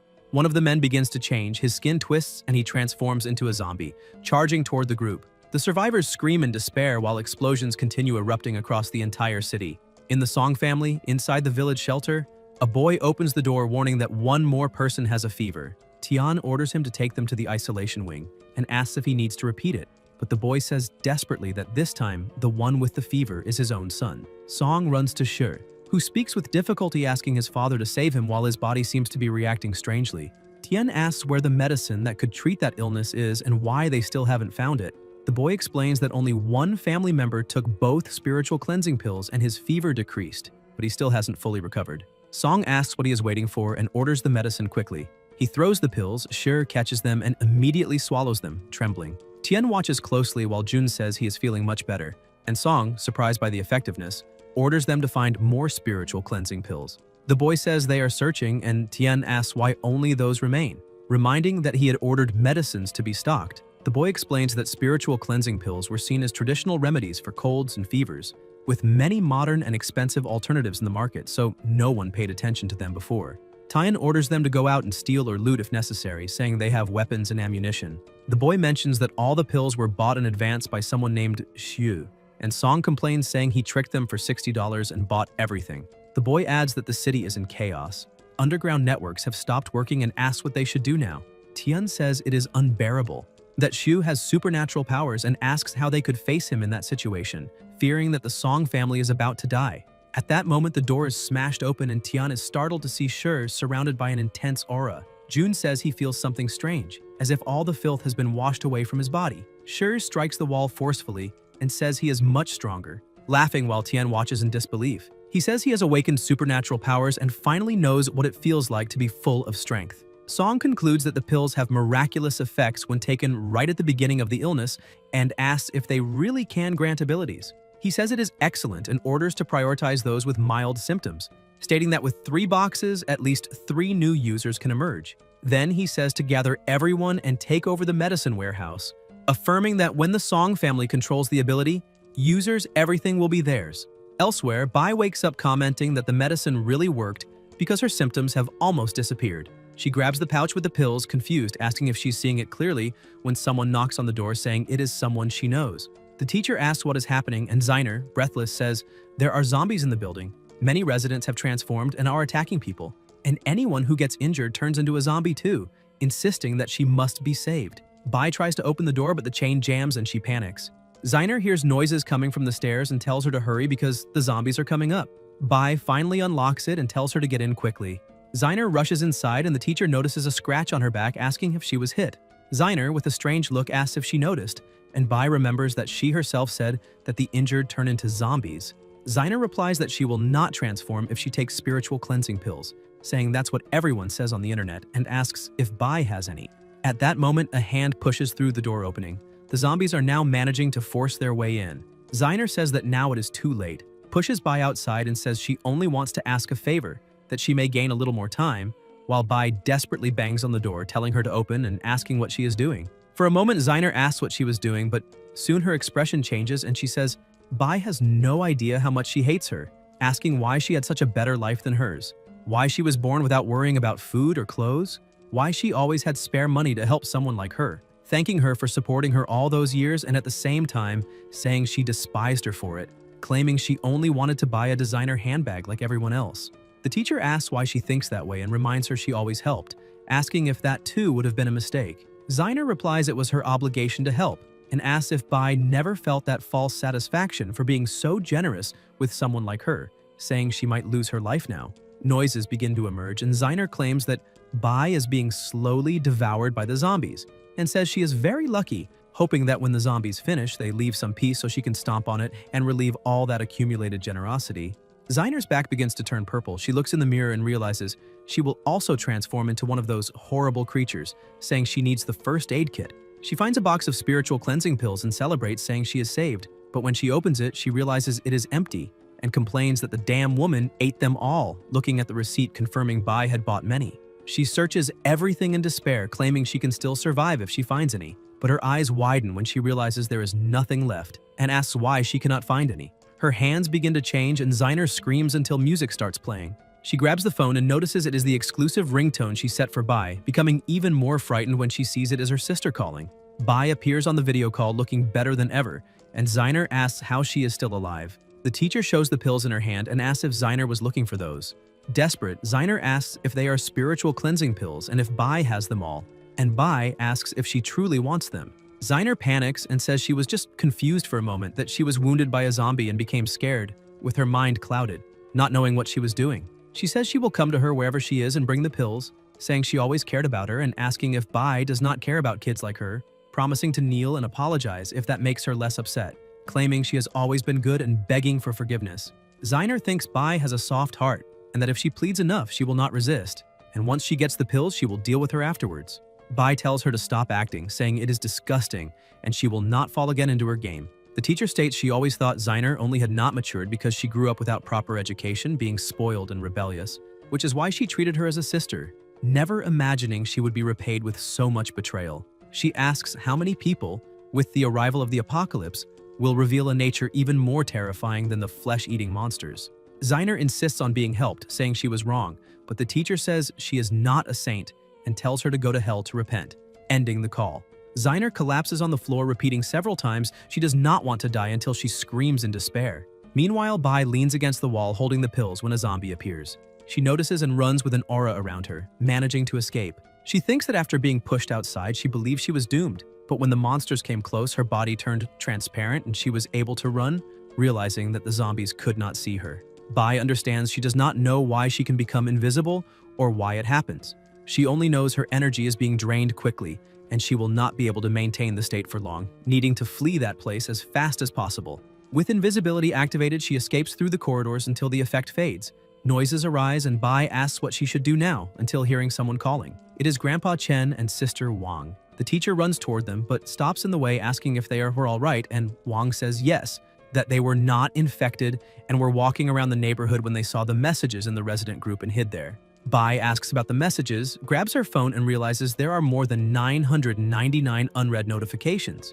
And as she begins to open each one, she becomes completely shocked. Grandpa Chen comments that many people were trapped in the buildings and even more lost their lives, that they tried calling emergency services but nobody answers, calling all of that a tragedy. The boy beside them starts crying, saying he can't reach his father or mother, that he had only been working for a few days and never imagined something like this could happen. Wang asks what they should do now and says that if this continues, everything will be lost. Bai looks around frightened and asks if the entire city is already doomed, warning them to be careful because zombies are advancing behind them. The three step back while the zombies murmur that they want to go home and ask them to open the door, insisting they are also residents. The teacher orders them to stand up and run to the security room and grab an electric baton. The boy says yes, darts through the corridor, grabs the baton and hits the zombies, knocking them down while Bai says they are almost making it. The boy gives a thumbs up, but immediately more zombies emerge, a lot of them, and everyone freezes not knowing what to do. Suddenly the zombies rush toward them, and they all start running desperately through the hallways as they realize there are undead everywhere surrounding all exits. A bright light appears in the sky and a huge spider is summoned, crashing to the ground and destroying everything around, leaving the teacher terrified. The creature stares at everyone, saying those prey belong to it, throwing webs over them and around as if marking territory. Bai wonders what kind of monster that is, why it fell from the sky, and if there are more creatures like it above the clouds. The teacher feels like the end of the world is literally the end and wonders if Xia really knew all of this and what she should do now as the spider keeps advancing. In another part of the city, many finished zombies are piled up, and people start recording. The protagonist observes a crystal in his hand, thinking he did not expect to find something like this while searching for the second descendant of God. Realizing that even the zombies are evolving, a boy approaches with his phone, thanking him for saving them and asks what kind of magic he used, saying it is incredible and that he is streaming everything, claiming the viewers already passed 10,000 until Xia destroys the phone. The boy asks angrily what he did, and everyone looks scared to the side. Xia thinks he was not the only one to react and that everything has already been looted. Inside the warehouse, only some boxes of canned food, sodas, instant noodles, and other basic products are left. It is not much, but still a good reward. Yan opens the door and several people look at him asking for help. The protagonist releases a light and throws some food to them, telling them to take care of themselves. The people thank him, relieved to be alive, and ask who he is, commenting that he is impressive and they were lucky to find him. One of them says he is a good man and that without him, they would be dead. Another replies that good man nothing, that he took almost everything by himself, leaving only a few noodle packs, asking if they did not see that and if he's treating them all like dogs. The irritated boy says that besides that, if Xia had not broken his phone, the stream would already have passed 1,000 viewers and he would be famous. He complains, saying everyone was at the supermarket and the supplies should be divided, asking how long that food will last, claiming clearly he was mocking everyone. He also says that just because someone has special abilities does not mean they can do whatever they want, saying that many people on the internet also awakened powers and asks why he cannot have his own too. He says that if he had abilities, he would be a great hero, distribute resources and save everyone, and that people like Xia are selfish. The partners beside him agree, saying that since he saved them, he should help them until the end and share the supplies, claiming that maybe that catastrophe was caused exactly by people with special abilities like him, who only think about getting stronger and ignore the rest. A bearded man asks what they are saying, reminding them he just saved everyone there. The enraged boy calls the other one a dog for defending Xia, saying that even if he offered loyalty, Xia would not accept it, and asking if they do not realize that the greater the power, the greater the responsibility should be, and that Xia should have saved them completely. Some men approach and Sure asks if they can say something, and soon a fight starts between them. The boy falls to the ground, begging not to be eliminated, and says he already told them everything, pointing to the right and revealing the direction Xia went. Jun grabs the food and asks if the boy really wants to know the reason, and the boy, trembling, asks if it is because of the instant noodles, saying Xia can keep everything, and asking if that is okay. She replies that he is ashamed that the boy got everything wrong, and Jun smiles faintly. At that moment, someone appears dragging a zombie, and the boy asks what he is doing. Sure explains it is just a small experiment, while Jun brings the zombie's head close to the boy's face and the undead immediately bites him. Sure tells him not to despair, that this sacrifice is for the great cause of humanity against the zombies, and the boy screams while the men around comment in horror that the zombie has already devoured all his insides. When the body falls, June cuts off the zombie's head and collects the crystal core, saying it is exactly as he expected, that if the zombies eat enough humans, they can condense these cores, and that this is amazing, just like the one he absorbed earlier. He says he feels his power growing, that he may break through another barrier and become even stronger. The partner beside him says that when June becomes more powerful, it will not be difficult to trick Xia and defeat him like a punching bag, and that now they have discovered a method to mass-produce these cores. Shizhe says the most important thing now is to make Xia pick all the spiritual pills, because there are many level 2 zombies in the city. If they find any while following him, they must eliminate it and get the crystal. As for the men in front of them, it is better to get rid of them for good. The three beg for their lives, saying they are also ability users, but Shai asks if they think ability users are worth more than pigs and dogs. The bearded man tries to argue, saying that an ability user saved him before, but the partner answers that all of this is his fault, repeating that it is his fault, and the villain beheads the three without hesitation. Shi yawns, saying he is bored and orders them to get out of there. They walk to the place where the building collapsed and realize Yan went in that direction. They get in the car and follow. Everything around is polluted, and the protagonist is observing when he feels something and estimates the distance to be about 2,000 meters. With his current speed, he can get there quickly and stays alert. The giant spider is about to swallow Grandpa Chen while Wang screams for him. Bai tries to free herself from the webs without success, saying she cannot break free. She tries to activate invisibility again, but her energy is depleted and nothing happens. Wang begs for help despairingly, and Bai tries to remember how she awakened that power, realizing it happened after she took the spiritual cleansing pills. With no other option, she swallows another pill just as Wang is about to be devoured and hopes it works. Mana spreads around her body and the spider senses something strange, unable to see her for an instant. When it looks to the side, the protagonist uses the chance, grabs Wang in his arms, and puts her safely on the ground. She immediately runs while Xia notices the spider's shell has some resistance to fire. The creature says he looks delicious and now belongs to her. Yan leaps with the axe and strikes the monster. The spider launches webs, but the protagonist burns them, making it scream. He touches the ground and notices small spiders emerging from everywhere surrounding him. Near the buildings, Shui approaches by car with his partners, running over everything ahead and collecting another core. Jun comments that with 7 or 8 more, he may take an even greater leap, and that the number of level 2 zombies only increases. One of them points forward, saying that looks like a spider nest, and there is a burned hole, as if someone had gone in, probably Yan, the fire user. They discuss whether to enter or not, but soon notice many spiders around. A sharp sound echoes, one of them fires a pistol, and the spider keeps approaching until it is struck by She. June observes the oozing liquid and says it is disgusting, but notes there are traces of crystal core energy there. And even if minimal, it is pure energy. If they hunt enough, it will not be worse than zombie crystals. Meanwhile, the protagonist keeps fighting the giant spider. The villains finally spot him and remark it truly is enormous. Shai says that eliminating that spider would bring far greater benefits than any zombie, and the partner asks what they should do. June says to let the giant monster fight Yan while they hunt the small spiders, absorbing energy and strengthening their abilities. Thus, when the hero and the spider destroy each other, they will be stronger than ever and will seize everything like true opportunists.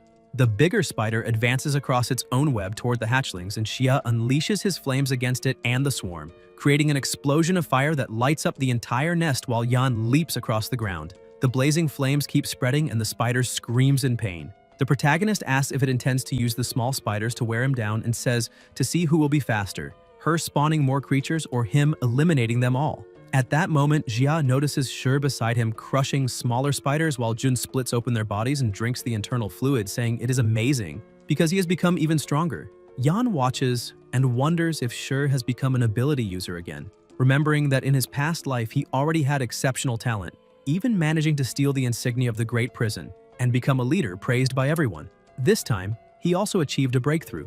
The men beside him do the same, drinking the liquid from the small spiders and claiming that now they can kill any hatchling with a single blow, gaining strength equivalent to 50 kilos, and that with Shay there nobody will be able to face them. Shi says he wants to step on Xia's face, explaining that even with a little energy, those creatures have something addictive, and the feeling of getting stronger is irresistible. The protagonist flies over them and comments that it's disgusting that they are eating spiders, saying their appetite surpasses even that of zombies. One of the men asks about the giant creature, and Xia points to the side, asking if they are looking for her, saying that if they like eating spiders so much, they should apologize directly to their mother, because she does not look happy.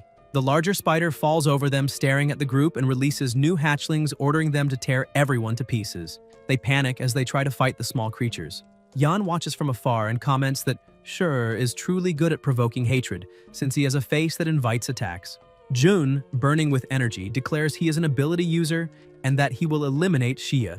The protagonist says that's amazing, and that he has something to tell him later, but first, he must settle things here and asks him to wait a bit. Shi asks if he dares underestimate him, while the gunman says he is out of bullets and asks why they don't retreat to think better. But Shi says they can't and that they must eliminate Xia immediately.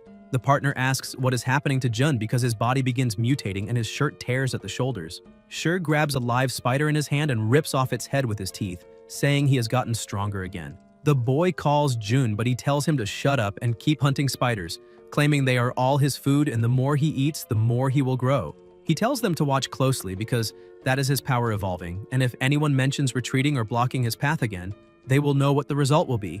The gunman backs off, saying they will hunt more spiders for him, guaranteeing that Jun will be able to eliminate Xia. Meanwhile, the protagonist continues fighting the Spider Queen and comments that her carapace is very resistant. They exchange blows, webs are launched, and the creature tries to corner him with precise leaps. Shu observes from afar until a web wraps around him, and the spider gets excited, believing she has captured him, saying she will savor him completely. Xia asks if she really intends to lose her life by daring to get so close, and the flames intensify, rising like blazing pillars. The spider screams as the fire consumes her. Amid the flames, Jia says that heaven may have gates he won't enter, but hell has no gates and he enters anyway, until the burning spider turns completely to ashes. Yan says it's strange, and asks where the creature's spiritual power is. Something behind him believes the protagonist has fallen into a trap and shouts. Xia touches the energy with all his strength. The dying Spider Queen wonders how he can be so strong, and says she must report it until Xia absorbs all the energy and claims to have reached the 4th stage. Yan feels something strange and says it is hot, until he notices a glow at the center and says it is the red lotus flame. Wondering if a spiritual beast fell there, and realizing his new abilities allow him to directly observe the sources of energy. Xia comments that this must be the meaning of the penetrating fire vision. Behind him, Bai and her sister Chang watch, and Yan wonders if that energy is theirs, and if the sister's teacher truly has an invisibility ability, until the protagonist notices something and Shai screams, holding a spider in his hand, and says he did it. Jun's body grows larger and says he is stronger now, that this is how it feels to be at the 2nd stage of energy and power, that he is full of strength and sees that all that power has 9 stages. It is a heavenly gift, and after the 9th stage, he will become a god and he has seen and set foot on the divine path. Shi notices Xia ahead and says he has always been inferior to him in everything, and this time will be no different, and asks if now that he's at the 2nd stage, how could he face him, and tells him to kneel and lick his feet until Jun is struck in the face by a punch and thrown far away by Yan. Shi is shocked and says it cannot be. He is in the 2nd stage and asks how he can defeat someone like himself, and the protagonist asks why he doesn't try to guess and says he will tell him, that if it weren't for the money his family gave him, he wouldn't have improved so fast and he is a good brother.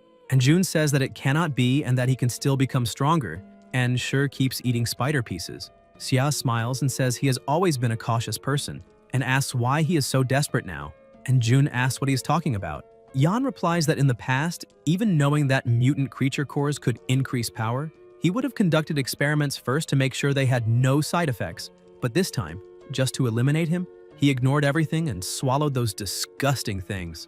Shai asks about side effects and says he is making things up non-stop and that it is impossible, that he is on the divine path, an ability user, one of the chosen ones, and needs to become stronger. The protagonist asks about the divine path and says if he is serious, why doesn't he look more closely? Jun is surprised and looks at the enormous shining tree in front of him and says it is beautiful, that this is the true divine path, the path to becoming stronger, and that Xia is just trying to confuse him with lies, and that he is finished, because Jun himself is now stronger. Shi laughs and tries to hit him, but fails because his foot is stuck, and there are several monsters there and voices tell him to come down and join them. Jun asks for help and questions what that is, as his eyes start turning red and his hands and skin become strange. God Essence, the protagonist asks if that was zombification, and comments that he didn't realize it even after eliminating so many zombies, while Shai, in despair, wants to know the reason, and Xia explains that he absorbed too much energy from zombies and creatures, and that in the previous life, many ability users ended up turning into zombies precisely because of that accelerated absorption. Although there was still a solution, making Jun ask for help and question what that was and what the way out was.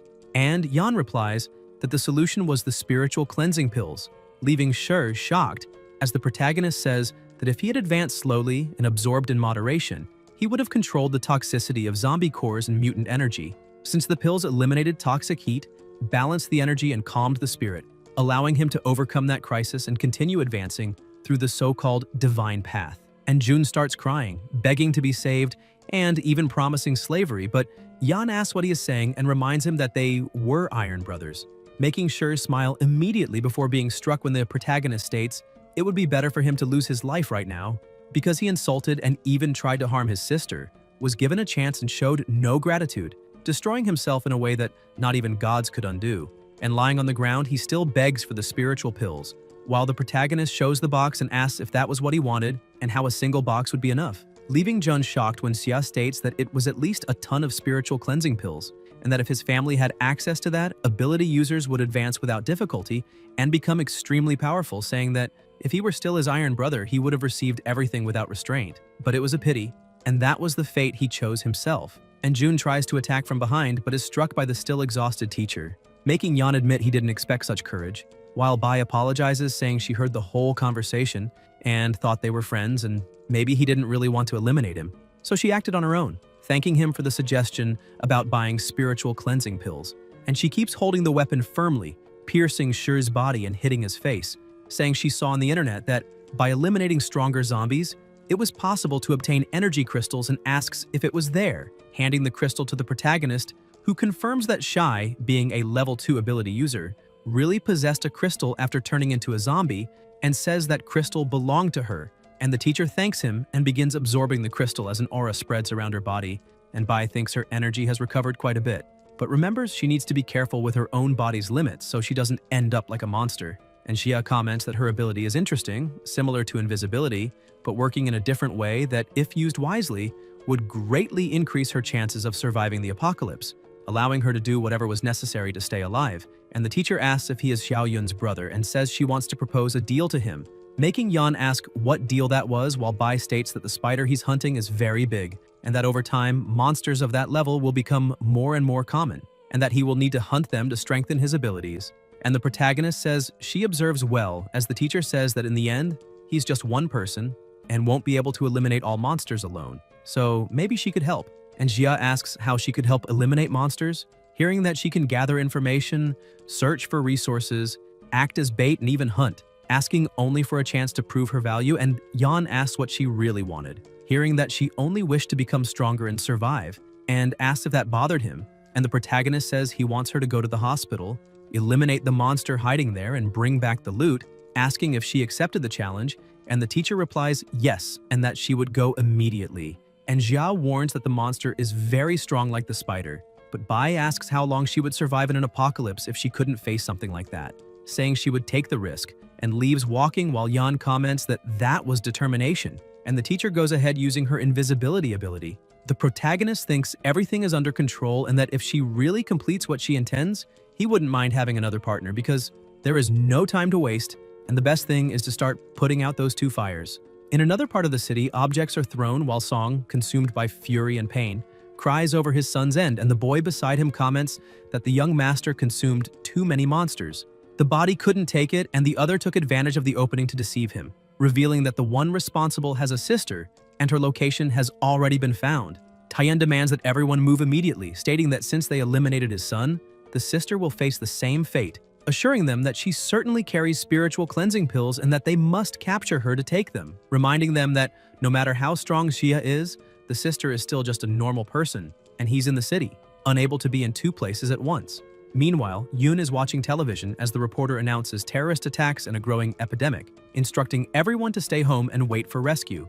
Experts link the outbreak to the dumping of nuclear wastewater and mention that spiritual cleansing pills may relieve symptoms, while the police remain paralyzed and the government activates a level 1 emergency plan, sending in special forces, leaving Yun uneasy. Elsewhere in the city, lightning tears through the sky and the rain grows heavier. Yun watches through the window and asks if her brother will be all right, and the turtle tells her to stay calm, explaining that with the master's spiritual strength, very few things can harm him, then asks if she has already chosen which ability she wants to learn. saying it possesses 3 talismans, each containing a heritage of immortal arts, now called abilities. Yoon says she thought it through and chooses the Chihuang art. The turtle says that technique will help her brother even more since it is focused on healing, and praises her kind heart. A powerful energy fills the air as the turtle begins the process, telling Yoon to embrace what is incomplete within her and keep her mind calm because the knowledge will be released little by little, reminding her not to be greedy and to absorb slowly. The Chihuang talisman came from a great being who asked for it to be given to someone with affinity, which is why the turtle never learned that art itself. And it doesn't know how much Yoon will be able to absorb on her first attempt until it notices someone approaching. Outside, Song advances with his armed men, while Tian claims that with so many combatants and 3 ability users, capturing a little girl will be easy, guaranteeing that they will tear her apart to avenge his son. The guard tries to break down the door, believing she could never withstand his attack, but he is thrown back feeling sharp pain in his shoulder. Another tries next, calling the first useless. Yet as he charges in with 2 other soldiers, he too is knocked down, leaving everyone stunned, since with that kind of strength they could shatter a 500-kilo iron door and making them question what material that door was made of. Song, impatient, pushes the others, who say they're almost getting it. Since they can't open the door, they decide to strike the windows, but their weapons hit the glass without causing any damage, raising suspicions about extremely high-resistance tempered glass. One of them says they need another strategy because the patriarch is losing patience. Another soldier suggests high-level explosives capable of opening underground vaults, warning that the building might collapse and the girl might die, and his partner replies that anyone who dares offend the Song family deserves that fate. The explosives detonate, but the door remains intact thanks to the barrier, shocking them all. They notice the protection and conclude it is an ability. At that moment, other youths approach and the blonde releases electric sparks, saying he knew they wouldn't open the door after all that time, so now they'll have to solve it themselves.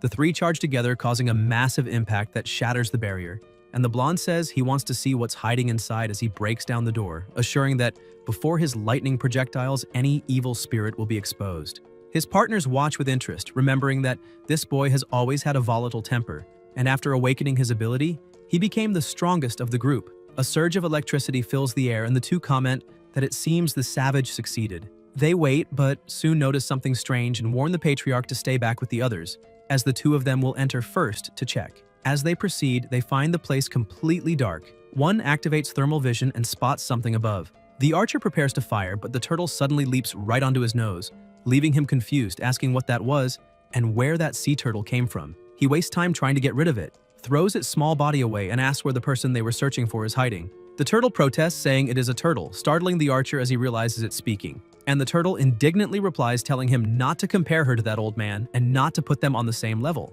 Immediately afterwards, she unleashes a burst of water that pushes everyone back, making the men question what was happening as they are thrown outside. The turtle then appears mounted on the back of the already weakened blonde and declares that by nature she is calm and peaceful and has no desire to hurt anyone. The swordsman orders them to eliminate that creature and the soldiers open fire non-stop, but the barrier activates and the turtle sends the bullets back at the shooters, warning that everyone will be spared except those who insult her by calling her a sea turtle. Those will be the ones hit. The swordsman tries to dodge, irritated, and charges at her while the archer attacks as well, causing a violent impact. The turtle struggles to maintain the barrier and the 2 of them smile, believing it worked and they can proceed, until they are horrified to see her growing in size and asking why they keep insisting. They freeze in shock as the barriers shatter and the fragments float around them. The ability users are terrified before the colossal size of the marine creature, who releases a blinding light accompanied by waves of water, inviting them to stay there as her guests. Panicked, they scream to run. The turtle strikes one of them with a paw while the other tries to flee, but is reached by the water. Both beg for mercy as they nearly drown. The turtle says she holds no grudge and didn't care about being called a sea turtle, but declares that harming her master is unforgivable. Horrified, the 2 are crushed.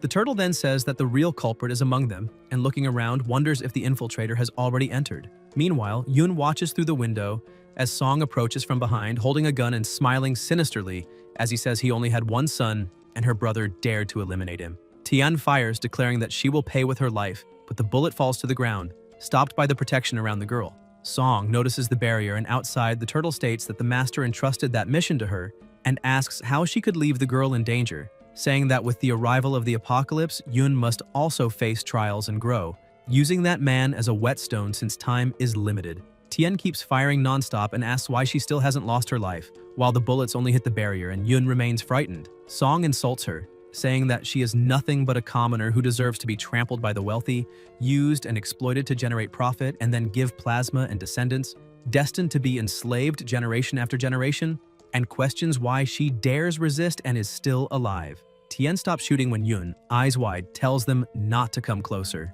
Song approaches holding a dagger and starts striking the barrier, wanting to see how much it can withstand and how many cuts it can take. Tien opens a crack and says he's about to break everything, and once he repeatedly stabs her until she's gone, he'll send the photo of her corpse to her brother, ensuring she suffers more than they do and learns what happens when you anger those two, promising that her brother will soon join her. The noise intensifies as Song asks what happened, and if she is frozen in fear, saying everything is fine. Yun stands up saying she can't lose her life, and Tien asks since when that depends on her. She insists that if she dies, her brother will be sad, so she needs to eliminate him first and asks to be allowed to stab him as well. Tien mocks her, saying she has never even killed a chicken and thinks she is capable of taking someone's life. Song steps forward again saying he is right there and asks why she doesn't try to eliminate him. At that moment, the barrier starts to crack and the turtle outside, looking at the moon, notices the protection breaking until it finally shatters completely. Yun says it's all right now and that he can lose his life in peace. She activates her technique stating that Chi Huang is not only meant to save lives because someone who tries to harm her brother does not deserve forgiveness. She launches the attack and Tien, terrified, wonders if he is really going to die, lamenting that he has yet to avenge his son, whose corpse hasn't even cooled, and realizes his family is destroyed. He thinks that as head of the Song family, he led everyone to ruin and failed his ancestors in disgrace, fueling hatred toward the girl, her brother, and everything around him. In desperation, he cuts his own neck and declares that with his plasma and the Song family's fortune, he curses her brother and all of his. Plasma spurts from Song's body and the surrounding energy turns terrifying. Tien remains paralyzed as multiple snakes begin to emerge. Song kneels in the pool of plasma and a horrifying creature appears, demanding that he surrender his soul in its purest form and offer everything he is, hinting that it might be interested in descending early to have some fun. Tien, in tears and holding the dagger, cuts his neck again, and the creature calls him a stupid insect, saying that even so, he will serve as an appetizer. Song begins to laugh hysterically as massive amounts of plasma spray in all directions, with such overwhelming pressure that even the window glass shatters. The aura that forms is brutal. Creatures begin to be summoned, and he describes that resentment as something delicious. The turtle watches from a distance and wonders if that is a demigod. The surrounding barriers reorganize and reactivate. A snake slithers across the ground and as it rises, transforms into a serpent man, introducing himself as Yamata no Orochi and telling them to look at what he has found. A turtle brimming with energy and a strange little appendage announcing that after 1,000 years of hunger, he can finally feast. His aura spreads across the whole city. Elsewhere, the protagonist stands beside a freshly finished beast and comments that as his power grows, eliminating lesser creatures becomes increasingly simple. A noise emerges as the creature's plasma spreads into the river, runs across the trees and contaminates the fish. Jaya observes that these monsters, whether alive or not, keep devouring the world and that, with time, not a single patch of fertile land will remain. He releases flames that ignite everything around him and upon noticing another monster charging forward, leaps onto a building, absorbs energy and keeps his gaze fixed ahead. He comes across a huge tree surrounded by people and asks if that is a demonic creature. In front of him, civilians retreat in fear as zombies draw near, while ability users struggle to hold them back. Xia lands on the ground and notices that the zombies do not approach the base of the tree, concluding that everyone is taking the opportunity to enter that protected space. Some people gathered beneath the tree notice that the zombies have really stopped, and Yan senses that something is wrong, for although many are there, their expressions seem strange. Others around them sigh in relief, saying that at least there the zombies would not dare come closer, and ask what everyone is doing. Someone clasps their hands and says they can finally rest a bit since the fight was long, while ability users say they are exhausted but satisfied for having protected so many people. A girl asks what that tree is, and a boy explains that if she wants to survive, she needs to listen carefully. The protagonist recognizes that man as Supervisor Chen, who announces that the world is over and that everyone has already seen the chaos outside. Zombies, monsters, and eliminations everywhere. A lady says she saw her husband being devoured, and another asks what they must do now. The supervisor replies not to worry because, for now, under that tree they are safe. As long as they remain there, zombies won't approach, and everyone will stay alive. Then he says there is a price for that protection. A little girl asks what price that is, and Chen explains that the tree that defends them is called the Tree of Human Faces, a demigod from another world that feeds on offerings and devotion. He says the entity has a good heart and chose to save civilians, but to remain under its protection, tributes must be offered. A woman, surprised, asks about a demigod, saying she now understands why the zombies did not approach, and that it is lucky they are alive. Jia asks what kind of tribute must be given, while the people admit they did not bring incense, ritual money, or any kind of offering. They ask what they should offer the god of the tree, and the supervisor recognizes Yan, thinking he is still alive and extremely lucky, but also that he arrived at the perfect moment. He then states that nothing complicated is needed, just sacrifice one person every 2 hours to the great tree of human faces, comparing it to the risk of everyone losing their lives and questioning whether that is not a fair deal. Everyone stares in horror upon hearing the word sacrifice and wonders if the tree devours people. Chen replies that he does not know whether the tree eats humans or not, but he is certain that the zombies outside are just waiting for their banquet. He then asks them to listen until the end, explaining that the tree of human faces is merciful and would never eat anyone, and that those present must only bring their blessings. A frightened woman asks what he means by blessings. The supervisor then speaks about the future of the world: monsters roaming uncontrolled, human civilization collapsing, scarce resources, and reminds them that this is only the beginning of the apocalypse, because the chaos has barely begun and no one there has yet experienced the true hunger. In a few days, he says, they will be without water, without food, and surrounded by endless hordes of zombies, asking what they will do when that happens. He adds that dying of hunger or thirst will be everyone's inevitable fate, but now the great tree of human faces has extended its protection and is offering an exchange, homage for food. At that moment, he reveals ginseng fruits. Everyone pays attention as the supervisor states that for each person sacrificed, the tree grants 3 fruits, and that a single fruit is enough for someone to survive for an entire week. He also states that whoever eats one of those fruits gains extra abilities, mentioning that after eating one himself, he managed to establish a bond with the sacred tree and became its representative. He then argues that with just one sacrifice, 3 people can live and even gain supernatural powers in this cruel, ruined world, asking if there is any god more compassionate than the tree of human faces, and if this is not clearly a blessing. The people respond that yes, it is a blessing. A man kneels, begging for a fruit and saying he will do anything. Soon, a lady steps forward, demanding they give it to her. Next, several start shouting for the fruit. A woman asks who will be sacrificed. Chen replies that those who fought the zombies cannot be chosen. One of them adds that they will obviously start with the newcomers. A little boy protests, asking why not start with the eldest. The crowd begins arguing to decide who should go first. The supervisor orders them to calm down and listen, declaring that since the blessing comes from the sacred tree, the first sacrifice must be of sinners, for that would be the fairest way. He explains that he himself will decide who is guilty, carefully evaluating everything. One of the men agrees immediately, saying that sinners must be sacrificed.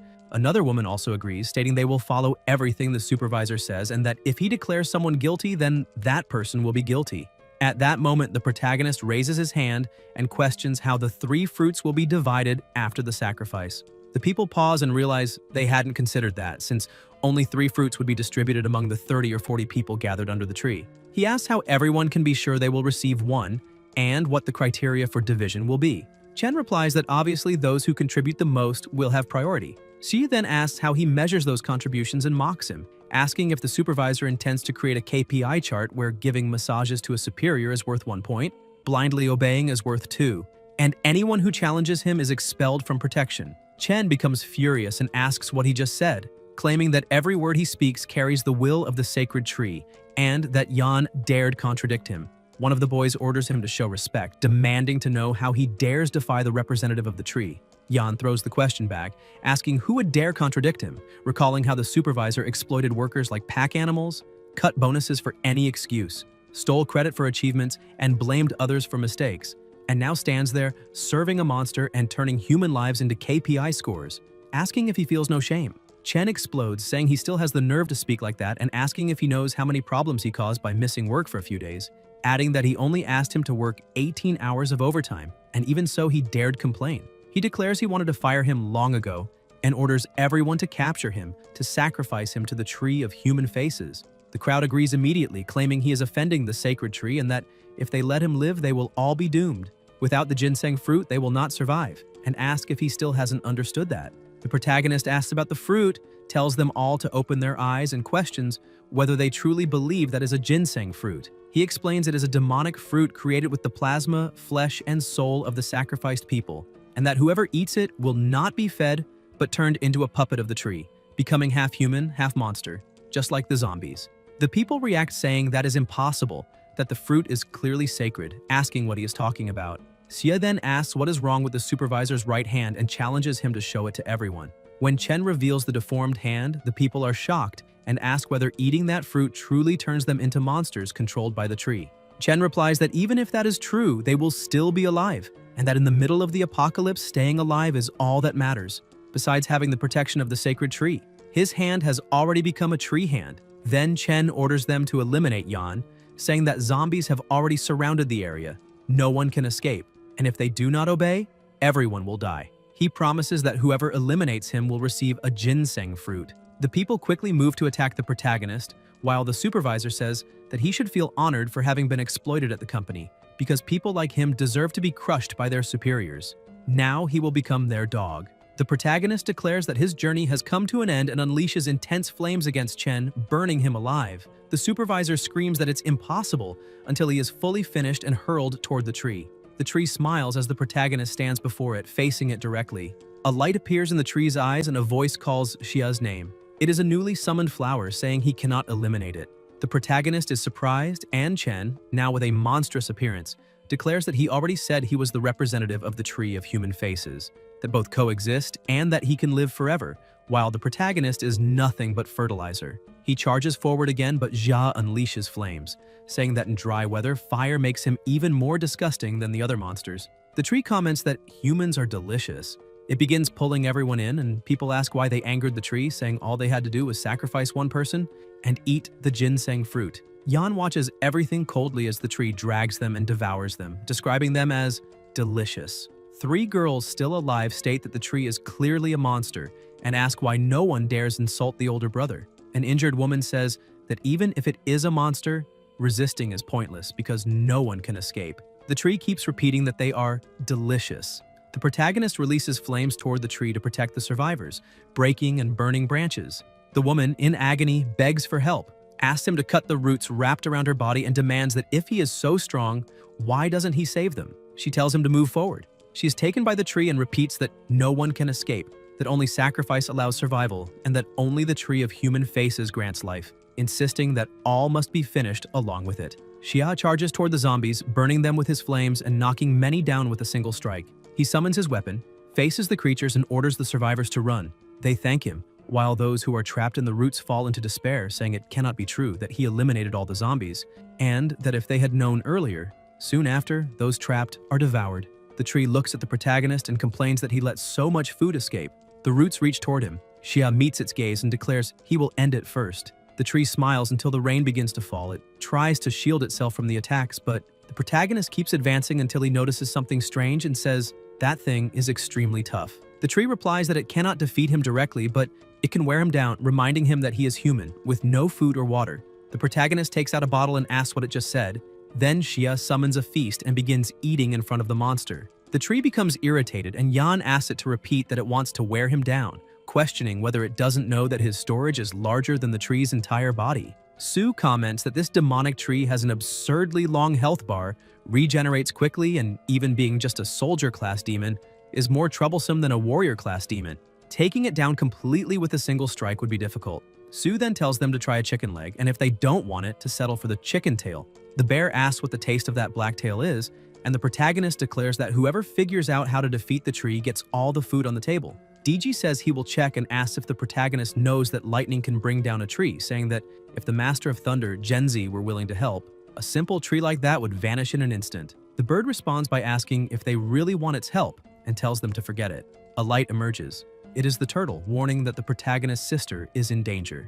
Xia widens his eyes upon sensing the dreadful pressure and claims that a demigod is approaching her. The turtle explains that Yamata no Orochi was summoned with malice and has already appeared near the girl, saying she fears for her because it is not a mere apparition.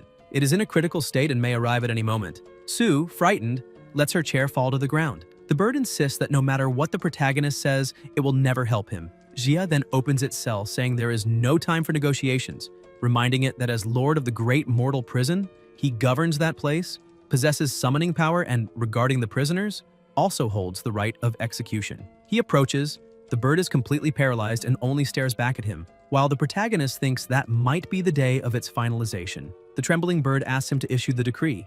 At the same moment, the tree says it did not expect the great Yamata no Orochi to descend earlier than predicted, but to a human who survived 1,000 years, a few more hours make no difference. A light crosses the sky and powerful attacks are unleashed by the bird. The protagonist stands on its shoulder and orders it to destroy the tree. The bird charges, unleashing all its power and easily destroys it, generating massive pressure around. The tree is completely finished. Shia tells everyone to leave and they head elsewhere. Soon after, the chief arrives with her men, noting everything was annihilated and not even a trace of soul remained, praising the terrifying thunder. A man reports movement at Chunhua Hospital, and the chief laments the loss of that wood spirit, saying it would have been useful to her, ordering them to head to the hospital, and commenting someone managed to exterminate the monster before her, asking who could do that. At the zoo, the lion's area is open. The lion devours its prey until a terrifying presence approaches. Sensing it, the lion looks for a moment before being struck and finished with no chance to react. Plasma spreads as snakes advance everywhere, eliminating everything in heavy rain, slithering across the plasma while the creature watches smiling. The snakes surround the turtle's barrier. One flicks its tongue approaching, but its head is ripped off instantly. Others try again while the exhausted turtle forces her energy to protect. The creature comments it is strange someone so hard to defeat still exists in the underworld, and that if the turtle used water and clouds and abandoned her shell, she might escape alive. But now that she shrank into that corner, she is an easy target. The turtle replies she cannot afford to look incompetent, fearing the master will blame and punish her. The creature explains the underworld was sealed for 1,000 years, spiritual energy severed, cultivation impossible. Gods and great monsters beyond ordinary level were eliminated long ago by the 5 paths of the gods, asking how strong her master can be. The turtle answers she heard Yamata no Orochi was a servant of Susanoo. The creature asks what difference that makes, and the turtle claims Susanoo before her master would only be fit to carry his shoes. The attacks continue hard, causing huge impacts as the turtle uses all she has, coughing plasma from effort. Yoon stays hidden and the turtle says it must be him.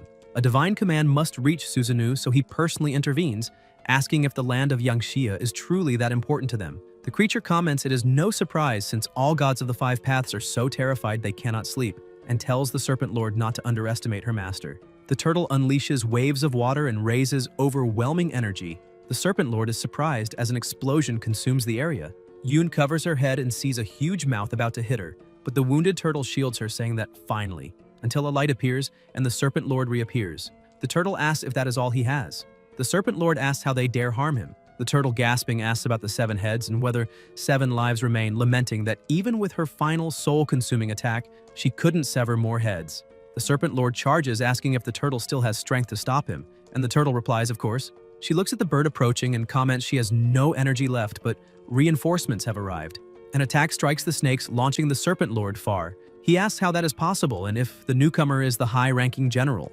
The bird stares and asks if he is the worm from Japan, declaring herself reincarnation of the celestial Thunderstar disciple of Yu's 3rd generation, and that on that day, with Thunder's power, she will burn evil and purify the master himself, allowing him to be finished. The Serpent Lord begs to wait, but the bird without hesitation smites him with overwhelming power, calling him foreign god, trash, saying that's all he is.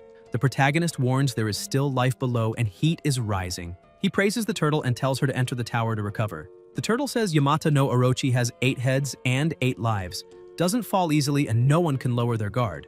They watch as power releases, forming a vortex until a presence with red eyes appears and more snakes emerge. The bird retreats quickly but sees a huge mouth behind and angrily asks if he intends to devour her, declaring he is unworthy and unleashes power. The serpent opens its mouth and expels something toward the bird, who asks what that smoke is and if it is poison. She backs away, trying to escape, and asks the master what to do, but before he answers, the Serpent Lord laughs, mocking that he is called Master, despite being just an inferior human who learned a few superficial cultivation techniques and still dares compare himself to Susanoo, who once defeated him, calling it ridiculous. Jia states that he doesn't seem convinced and asks if he wants to make a bet. The Serpent Lord demands how he dares to suggest that and if he is worthy of betting with him. The protagonist replies that if he and his comrades manage to defeat the Serpent Lord, then he will do the same he does with Susanoo. He will recognize Yan as his master and asks what he thinks. The Serpent Lord starts laughing, asking if a mere human from Yangxia with nothing extraordinary truly believes he can subjugate him, the great Yamata no Orochi, and if he understands how absurd that sounds, saying he has angered him and will now make him experience the worst pain in this world, though he will not allow him to die. The protagonist smiles and says that since he didn't refuse the bet, it will be taken as a yes. The Serpent Lord says he wants to see how that bird of general rank, who cannot even face him properly, plans to defeat him and that no one will escape. Jia comments that snakes possess intelligence, explaining that the enemy is split into 5, that 4 heads surround him above as a distraction, and that the largest is hidden preparing the strongest attack, ordering him to stop hiding because the tail betrays him. The Serpent Lord asks how that is possible and if the protagonist is trying to deceive him. Yan asks who is deceiving whom and tells him not to look behind since another of his comrades is right there. The Serpent Lord says this is absurd, and that for a moment he nearly believed it, saying that gods and high-ranking demons were eliminated 1,000 years ago, and that the bird is only there by coincidence. He claims that even Susanoo cannot pierce his poisonous mist and asks how a mere human could see his position, saying it must be coincidence, and calling humans despicable for trying mental tricks, declaring that very well, he will send the protagonist to the other world immediately. The bear pats the serpent's head and comments that his body is not in prime condition, asking the warden if he could give him a bit of it since snake bile is an excellent tonic. Elsewhere, people run from zombies. A child's hand begins to change and she asks her mother what is happening to her body. The woman replies that the rain is poisonous, but everything will be fine, and that she is there with her daughter, begging the gods of heaven and the ancestors for help, until everyone stops. The bear fights the serpent, the two exchanging blows, and the Serpent Lord wonders if that bear is also high-ranked, asking why the protagonist has 2 entities of that level at his side. He thinks that if he reflects well, even the turtle was 1 step away from general rank, and notices how many powerful beings are gathered around that human, questioning what on earth he really is. The protagonist answers, telling him to guess. The Serpent Lord thinks that the protagonist hides a great secret and must report it immediately, but before he can, a light explodes and the bird charges forward to attack him. The snakes release powers from their mouths, lightning tears the air, and the bear keeps crushing snakes with his bare hand, saying it is bold of them to even try biting him.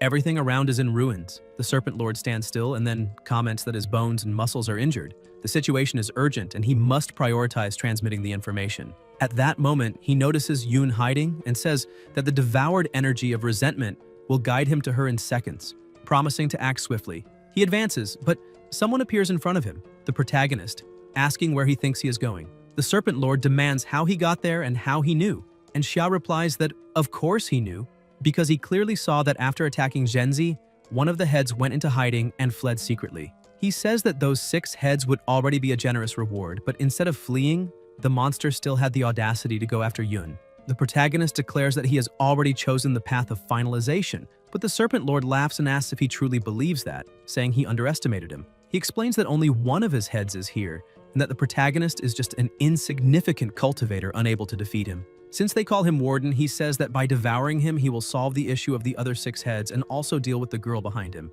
Jaya unleashes intense flames, causing a massive explosion, but the Serpent Lord dodges. Yan raises his hand believing he struck him, until the Serpent Lord bites his arm saying he has caught him. However, the protagonist pulls his arm from his mouth effortlessly, grabs his sword, and the Serpent Lord is shocked, asking if he truly possesses that much strength. Meanwhile, the bear fights by crushing snakes barehanded, and comments how incredible that is.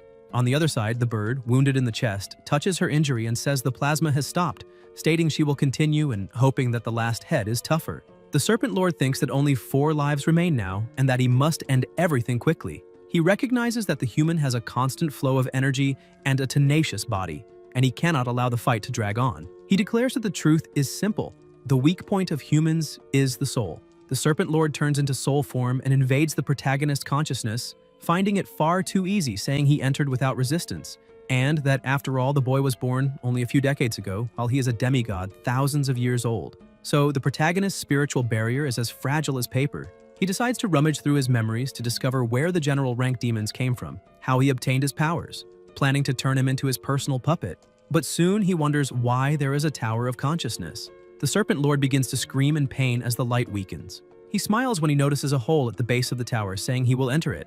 Upon doing so, he believes he has finally survived and comments that the tribulation lightning struck him twice and destroyed much of his soul. He asks where he is and whether he truly entered the tower, complaining about the darkness. A presence approaches. The Serpent Lord senses countless eyes fixed on him and panics, unable to understand why. He, the great serpent Yamata no Orochi, a demigod at the peak of the general ranking, remembers that not even Susanoo ever made him feel such fear, and wonders if those eyes are even more powerful than Susanoo's, speculating whether they could be gods sealed inside the tower. but claims that is impossible. The Serpent Lord opens his eyes wide as a terrible sound echoes and lights erupt. Outside, the snakes collapse defeated, emitting shrill cries, and the Serpent Lord falls to the ground asking what that was, saying that he saw it and forgot. He completely forgot what it was. The protagonist feels disgust and comments that just a moment ago that cursed serpent looked at him strangely and dove straight into his consciousness, crashing into the tower. The bear says he can't imagine what happened, and the bird states that the intelligence of those outer gods is truly pathetic. Heaven offered a way out, but he chose hell. Sue remarks that it happened on the 4th level and that not even she has ever been there, asking what happened when all the Impriso gods witnessed it at the same time, saying the result was so insane that plasma splattered across the ground. The protagonist feels something, looks to the side and stares at the moon, until a single eye opens fully. Meanwhile, elsewhere, a mother is with her daughter, and the child asks her to look at the moon, which is no longer there.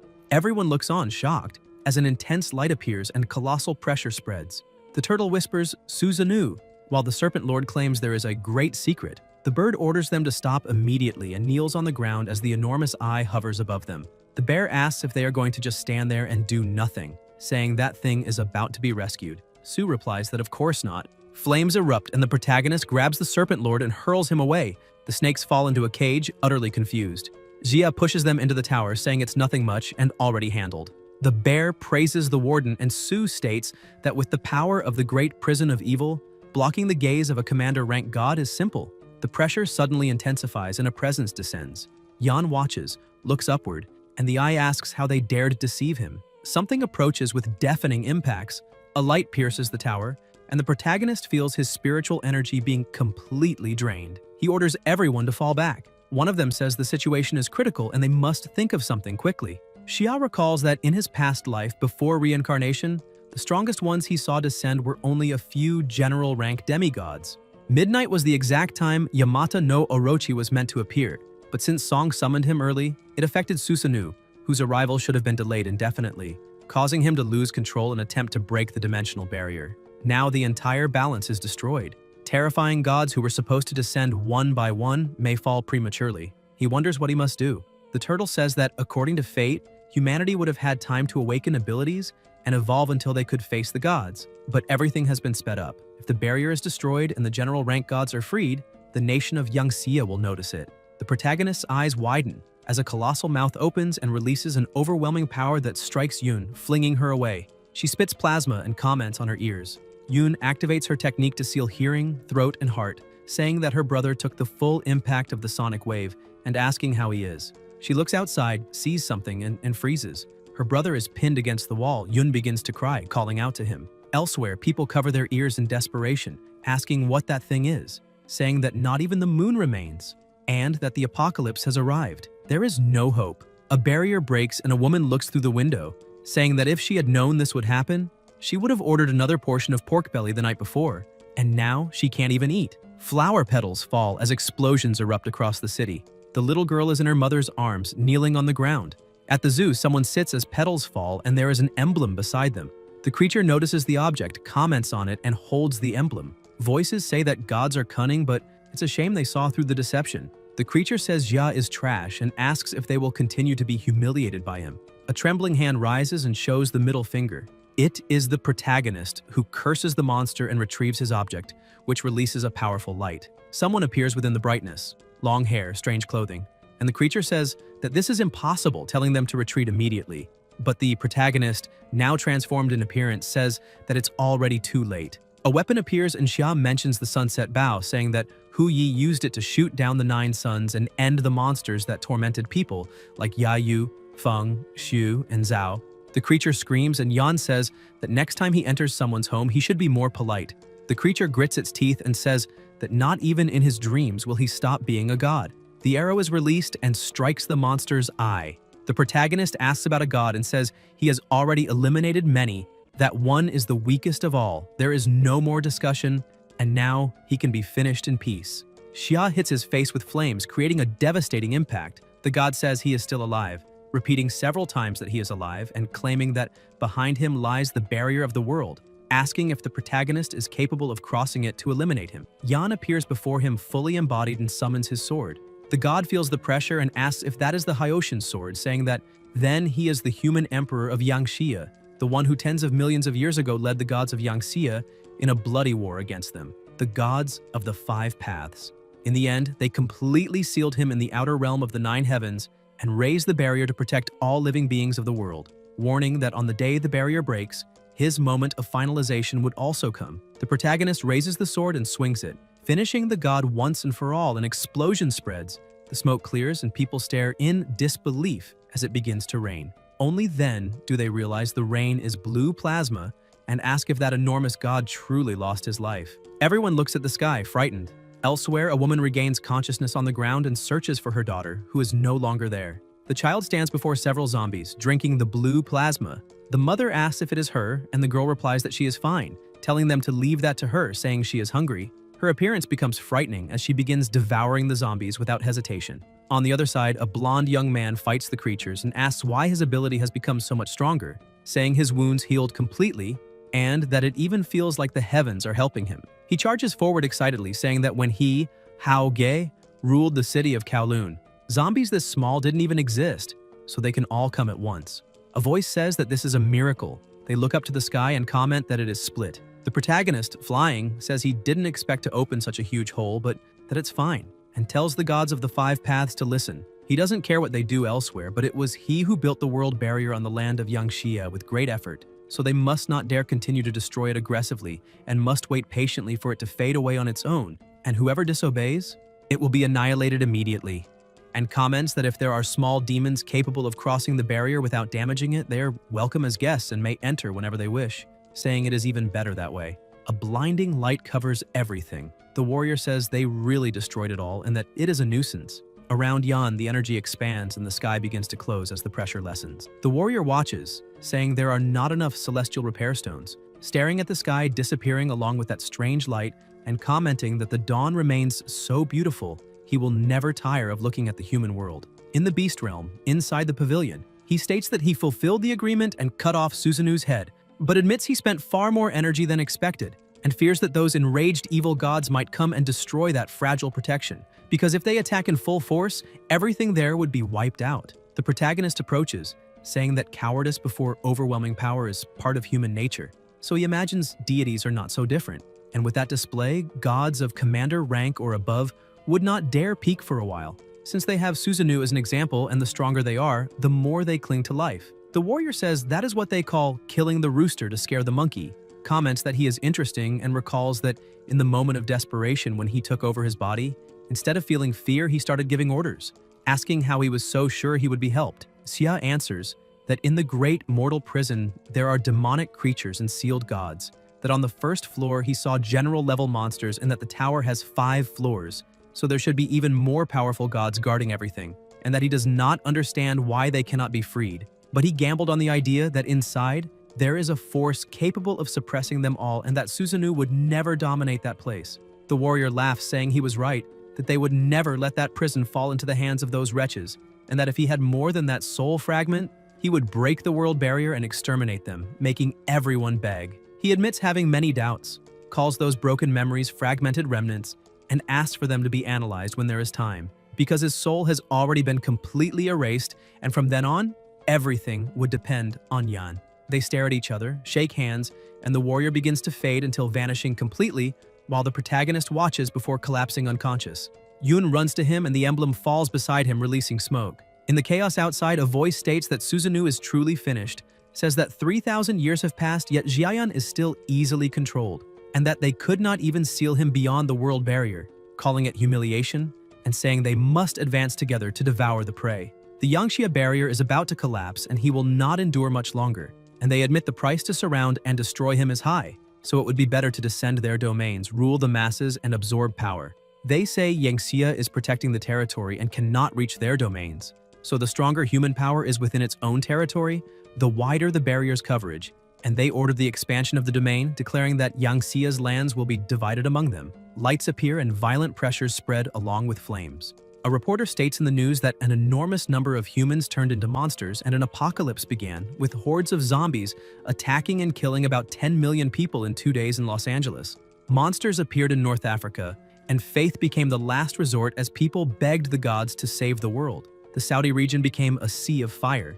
Nations lost communication and the kingdom became isolated. In Emerald City, a rain of divine plasma turned many humans into ability users, creating several factions, including the Jackal Gang, led by Chen Gu, and known for its brutality as it sweeps through the city hunting anyone who refuses to join them. Elsewhere, two people face a group of young men, strike first and launch some away, and the blonde one jumps, saying they are the ones who will lose their lives. The boy with the monstrous hand advances, attacking, while the girl, injured on the ground, watches the enemy take her bag and ask if they really think they can escape the clutches of Chief Go. The boy approaches, saying that the East District has been cleared and almost all humans have been massacred, asking if the plan is to let the strong team develop while eliminating Wan Hao's team in the West. The chief replies that Wan Hao is nothing but a brute, and that by gathering ability users and supplies for themselves, they can simply relax and reap the benefits. The boys agree, saying they are right because those people have what they value most, the important resources, the Benkong pills, asking when the boss will distribute the medicine, and claiming that with that miraculous drug, humanity can search for critical resources without fearing infections and mutations. The boss laughs, saying that whoever has the Shangxing pills has a future and does not need to worry as long as they obey him, and that there will be no restrictions for the last powerful ability users of Emerald, something the entire kingdom should understand. They agree, saying they work to the end for him and that he is incredible, and one of the boys says he found a small fortress in the suburbs. The bald man comments that by eliminating people and looting supplies, he may be bothering the boss with trivial details, but the boy assures him that no one who enters that place comes back. The group rides motorcycles to the location and stops in front of the building. The boss asks if that is the place, and the boy confirms, saying the house is strange, almost as if it devours people since no one who entered ever left, and he can still hear screams coming from inside, something terrifying. The boss asks if, in the middle of a zombie apocalypse, he still wants to enter a haunted place, reinforcing who he is, and giving them 5 minutes to gather all supplies. If they want to join the gang, their past can be left behind, but if they fail to seize the opportunity, he will not be responsible for what comes next. Inside the house, Yoon notices many are arriving, and Bai says a fight is inevitable, both looking at the protagonist unconscious on the bed and wondering when he will wake up. The teacher orders them to stay there, guarding to avoid surprise attacks, and says she will go down to fight. Yoon asks her to be careful, and Bai says there is nothing to worry about because she is stronger now, remembering she defeated all those guys before, and that no matter what happens, she must endure until her brother wakes up because he saved her life and is in a critical state. Yoon promises she will stay and protect him even if it costs her life. Bai opens the door and goes down the stairs, thinking about what really happened that day, remembering the group of ability users that appeared and saved her. Then the heavy rain fell and her ability evolved to the second level, allowing her, with her vanishing technique, to eliminate a monster and steal its essential soul. When Xia impacted the ground with his essence, a mysterious vibration spread everywhere, and feeling that, she immediately returned to find him, and since then remained by his side, protecting Yan and his sister. In this apocalypse, where everyone only thinks about surviving, the only ones she can trust are the two of them, and she will not let anyone harm them. Outside, the boss comments she chose the hardest path and orders his men to surround the place, announcing they will tear the house down. Bai grips a staff and watches as the men advance. One of them uses his ability inside the house but finds no one until he is struck and falls to the ground. Others keep advancing while the teacher uses her invisibility. The men retreat upon seeing their partner on the floor, and the bald man warns them to be careful because someone is launching surprise attacks. The man beside him, irritated, says there are many of them and asks why they should be afraid, ordering the attacker to appear and threatening to kill and devour her until Bai strikes him directly in the neck. Everyone is shocked to see she is a woman. They try to attack her, but the teacher vanishes again with her power, confusing them, and the bald man says he will handle it personally. He lights a cigarette and releases thick smoke, explaining that the poisonous vapor is designed especially for women, and as soon as they inhale it, they will be immediately paralyzed. After inhaling the smoke, the men say the woman must be finished and order them to find her quickly. Bai, covering her nose, goes out determined to eliminate the leader first. The teacher, still invisible, advances behind the boss, but the moment she tries to strike him, Bai is thrown far away, and the boss says she's too bold, asking if she did not know he carries a protective treasure. The teacher loses her invisibility and the boss charges, stabbing her with the dagger and saying that since she has appeared, she should not even think about escaping. The others wonder when she got out and what kind of ability that is, asking for calm. Then the bald man shouts that there is someone upstairs, apparently another woman, and says they will go get her, while the men comment that this will be fun. Bai lies on the ground with the dagger in her shoulder, thinking of the two, and Yoon watches through the window, terrified, until the men invade the room. Yoon orders them to stay away. The bald man says she is cute, and Yoon trembles, completely frightened. A red-haired man appears behind her with a weapon saying he cannot wait, and they all notice someone lying on the bed, commenting that he looks almost finished, probably useless. Yun insists they must not come any closer and must not dare harm her brother. The bald man laughs, telling her not to worry because they will not hurt the brother. They will hurt her right in front of him. Outside, Bai activates her invisibility, calling the leader a bastard, but the boss pushes the dagger even deeper into her shoulder and says that since she is trying to use her ability, he will keep her in that state so she cannot accumulate mental energy. He says that is the proper way to deal with stealthy thieves like her who come and vanish without a trace. He comments that the man in the bed wants to protect her, and says that afterwards he will have someone cut off each of his limbs, turning him into a human stump to feed dogs. Even so, he praises her ability and offers her a chance. If she joins him, he will leave her alone. He begins a countdown for her to decide. Meanwhile, Yun is surrounded by men licking their lips as they stare at her. The protagonist remains motionless on the bed until an energy moves toward him and enters the beast prison, making Xia glow. Su says it is truly him and that this would explain everything, thinking they are trapped there because of him. A voice promises revenge, and Daji comments that many great demons committed grave crimes, but others were thrown into the suppressing tower for minor offenses, and asks how they could accept such fate. She says that now that Yangxia has appeared and the external gods are approaching, even a fool understands what is happening. The suppressing tower is the seed left by Yangxia and the ancient gods of the 9 provinces to confront the external gods, a secret weapon prepared tens of millions of years ago, and the great demons and sinful gods are the backup plan kept hidden. The pressure increases around them, and the turtle asks if everything is going to collapse, saying not everyone can accept the truth because the divine plan used myriad demons as sacrifice, and it will only get worse. The energies intensify, and Su asks if the master of the prison will not wake up yet.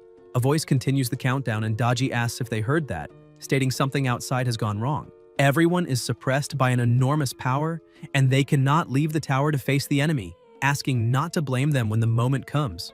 Lights and violent powers appear along with enraged beasts. The light around the protagonist weakens as the countdown reaches 2.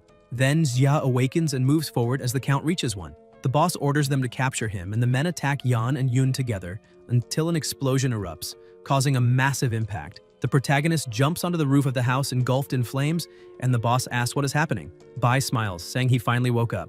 The boss asks who woke up, and on the rooftop, Xia appears beside his sister, saying he is the one who will take his life. The boss demands to know who he is and orders him not to come closer, threatening to eliminate him. Yan extends his hand and moves it through the air, striking the boss without approaching.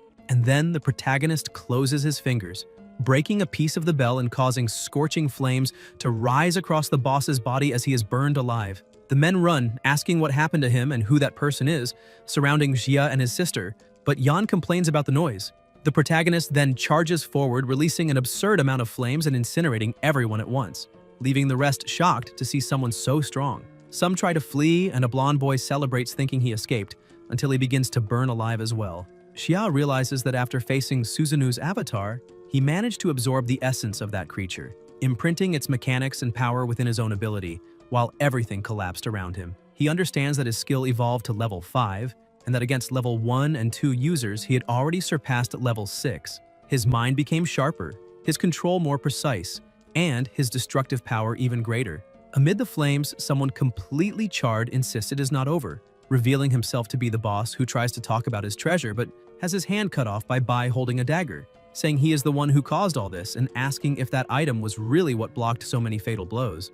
Yun appears and uses her healing ability, explaining that Bai is severely injured and she will treat her, while Bai thanks her, saying he finally awakened. The protagonist asks how long he was unconscious, and the teacher explains that since the battle against that causality monster, he remained in a coma for 7 days and 7 nights, and that during this period, many things changed, as people with abilities began to appear. A leader named Kan gathered users who have access to the Shangxing pills, and everything indicates he is not acting alone because someone bigger is behind him, organizing something enormous.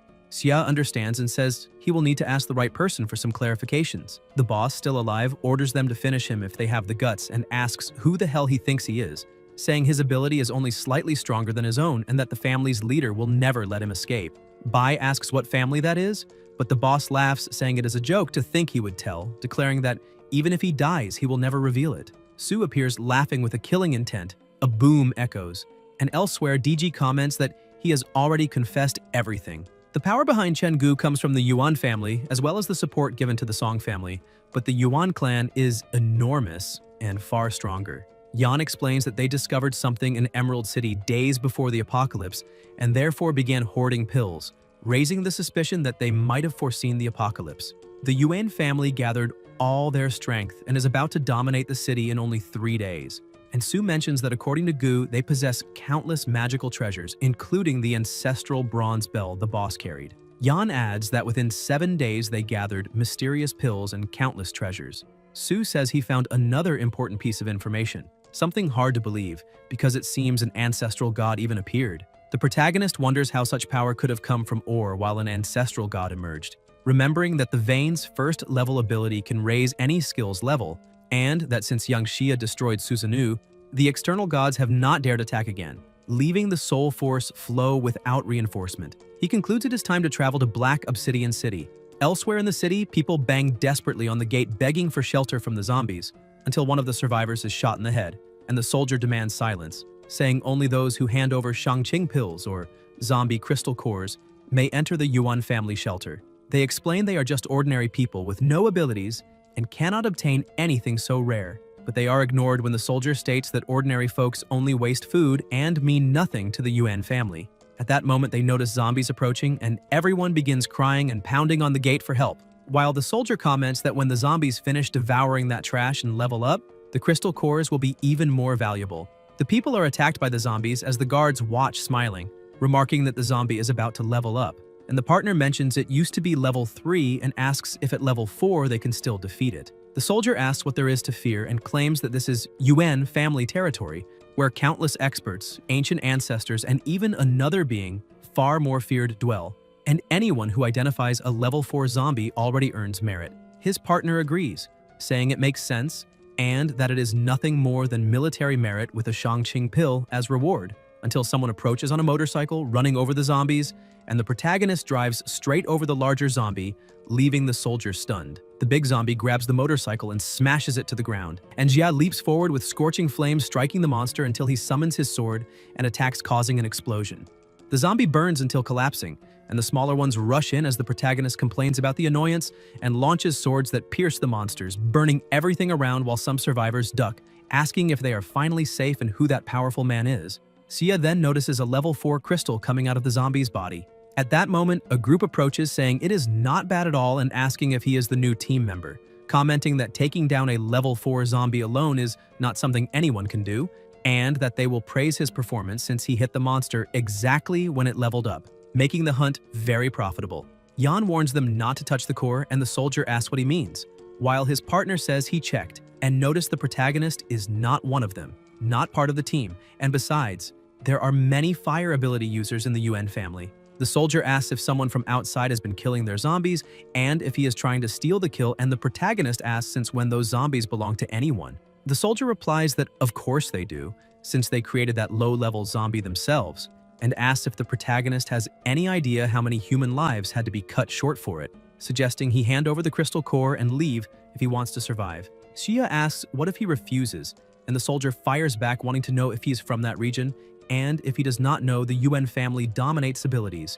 with the young master already at level 4 and backed by a foundation he cannot even imagine. He claims that in this apocalypse, the Yuan family is humanity's last bastion and the ladder to superior evolution, and that countless experts travel from afar just for the chance to join them. So if the protagonist insists, he will die right there. Yan grabs him by the neck and asks if that is really so, saying he would love to find out, and that if he killed him right in front of the Yuan family's gates, he wanted to see whether anyone would come save him. The soldier tries to deny it as the others begin shooting and order Yan to let him go.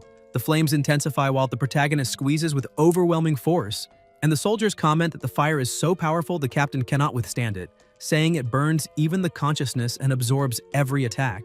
They fire, but the bullets melt in the air, leaving everyone shocked at the absurd heat. Xia asks the captain whose core he thinks it is, and the captain admits he was wrong. A female voice appears saying crystal cores or Shangqing pills have always belonged to the strongest and asks whether she is wrong, and the soldiers recognize her as the third miss, begging her to save the captain, claiming that domineering outsider is stealing treasures in the heart of Yuan territory. One of them is struck by a whip as she calls them all trash, saying many of them cannot even defeat an outsider, and that the Yuan family wastes food feeding those dogs. The soldiers admit they did not expect the protagonist to be so strong, while the third miss observes the intense flames, praises his handsome face and says his eyes are cold and his style is bold. The captain begs her to save him, but is struck in the face as she calls him useless and orders him not to interrupt while she looks at such a handsome man. Xia hits all the remaining soldiers and asks who she is, and the third miss responds that her name is Yuan Ying, ranked third among the Yuan family's young generation, allowing him to call her third miss or simply Yinger, and invites him inside for tea and a calm conversation. The protagonist warns that his flames do not distinguish between allies and enemies and suggests she keep her distance, but Ying asks him not to be so hostile and to come closer. The gate opens and some confused soldiers wonder if Brother Qiang died for nothing, and upon entering, Xia notices all guards are on high alert, and Ying explains that in this apocalypse monsters are only half the danger, because human hearts are treacherous too, so no one overreacts by staying vigilant. Inside the pavilion she offers tea and Yan asks if the Yuan family knew of the apocalypse beforehand, and Ying says that is just one among many tools and asks him to state his name. The protagonist questions whether she is trying to recruit him, and the third miss confirms, saying he is strong, efficient, and definitely needs more resources, something the Yuan family can provide without limit. Xia comments that he fears she will regret giving so much, and Ying replies that the Yuan family's resources are far too deep for regret and that those Shangqing pills are something she distributes without thinking. Yan mentally recalls what he stores, while Ying continues saying they also offer crystal cores according to each ability user's merit and that he could be classified as level 4. If he joins them, he can become a captain immediately and command 5 level 3 ability users under him. The protagonist thinks about his own beasts, and Ying emphasizes that the most important thing is the abundance of food and water, and that by joining the Yuan family he could even eat instant noodles and drink clean water every day. Xia imagines millions in supplies, cattle, and land, while Ying assures that as long as he agrees to accumulate contributions, he will have infinite resources, clothing, level-ups, and even her company at his side, and asks how happy that would make him. Yan tries to answer, but Ying draws her whip and warns that if he's thinking of refusing her, she will turn him into a specimen and keep him in her closet, promising to make good use of his body because she likes him, and asks whether he noticed he cannot move. She explains that the tea was mixed with poison, specific to ability users, and that a man as strong as him needed a welcome worthy of him, and demands an answer. A call interrupts the scene, and Ying complains, saying not again, while a soldier reports that the young master summons her immediately. She tells Yan to think carefully and says she wants a satisfactory answer when she returns, ordering the guards to stay alert because if he tries anything, he must be eliminated on the spot. The door closes and Sue comments that he was lucky that disgusting woman took advantage of him first, since she has not even tasted him yet, and the bear agrees, saying he is available too. The protagonist stands up and tells the bear to shut up, surprising him, and he asks if the poison did not affect him. DG strikes the bear, calling him an idiot, and says the master of the prison would never have drunk that tea, and the bear tastes it and feels the strong venom, as Sue thinks he is a hopeless case. Inside the prison, Jia asks about his sister's situation, and the turtle assures him that with her the girl is completely safe and is now working with the teacher on something special, promising a great surprise when he returns to Emerald City. Yan comments that the girl is starting to form ideas of her own, and the snake says it is hungry while the turtle claims it is not, and thanks the master for granting her soul, explaining she is refining her own living soul and that when the time comes, by joining turtle and snake into one body, she will form a Xuanwu and ascend to martial rank, and the protagonist considers this excellent. Ever since awakening, Xia notices that a new staircase has appeared on the first floor of the fierce prison, a sign that the second floor has been illuminated and new cells can now be opened. He remembers that the first-level beasts were already insanely strong, and wonders what kind of formidable monsters and sinful gods are sealed on the second floor. Deciding to check immediately, as he descends, he observes the area carefully and comments that this is the second floor of demon suppression, until he hears a laugh announcing he has finally matured enough to stand before someone who has waited for him for so long. A voice inside a cage summons him to bow and says it will dictate 3 decrees. But Xiao widens his eyes upon seeing a tiny, chubby child and asks if that kid is really the powerhouse of the second floor, wanting to know if he is some kind of ginseng doll. The little one snaps back, saying he must be blind, and tells him to look at his aura, garments, and flames. And Xia asks if he is a gourd. The chubby child becomes enraged and introduces himself as the great sacred child king of the fire cloud, the legendary Red Boy, while Xia calls him Holy Brat and remarks that he is indeed the brat famous for that title, irritating the creature even more. The child then transforms into a gigantic demon, proclaiming he will massacre every living thing, burn the entire world and silence all existence, erasing Buddhas, immortals, and the very notion of being. The energy he unleashes fills the entire prison, but lightning immediately crashes down on him, and the demon roars for it to strike harder. Claiming to be the eternal king, impossible to finish off until more lightning violently hits him and forces him back into child form. Xia comments that this is exactly what one expects from the second floor of that hellish prison, and that the first prisoner was already shouting about destroying the world. So imprisoning him was no mistake, and he realizes that his own soul force has reached stage 6 and can still grow. He keeps walking as laughter echoes through the shadows and a devastating energy creates suffocating pressure, making Yan unleash flames as he remembers that everyone there had once been masters and were imprisoned for countless years, and that even maddened by the chance to escape, they should not have corrupted themselves. Su bows, saying he pays respect to the Guardian, and Xia orders that on that second floor, anyone who calms down first and is willing to talk should call out to him, and otherwise, the lightning will continue until they learn, and DG acknowledges the order. Red Boy grumbles that Xia is just a lucky brat for inheriting the Yangxia lineage, and asks why he should bow, while Su urges everyone to speak carefully and not underestimate the warden, reminding them that serving sincerely is the only way to stay alive. For losing face is tolerable, but losing one's head is not. In the Yuan family hall, the patriarch states that thanks to their ancestors, they have been the premier family for centuries and survived the apocalypse by stockpiling resources under ancestral guidance. However, the promise made by them has not yet been fulfilled, and the ancestral wrath draws near again, and he asks who has a plan. A young man answers that the ancestors demanded 3 conditions: 100 boys and 100 girls, 10 level 3 ability users and 3 level 4 ability users, as well as digging into the spiritual vein until finding the golden coffin. They already sacrificed 100 pairs of children and gathered 10 level 3 users, but now the ancestors demand 1 more level 4 as an offering, and reaching level 4 costs a tide of resources.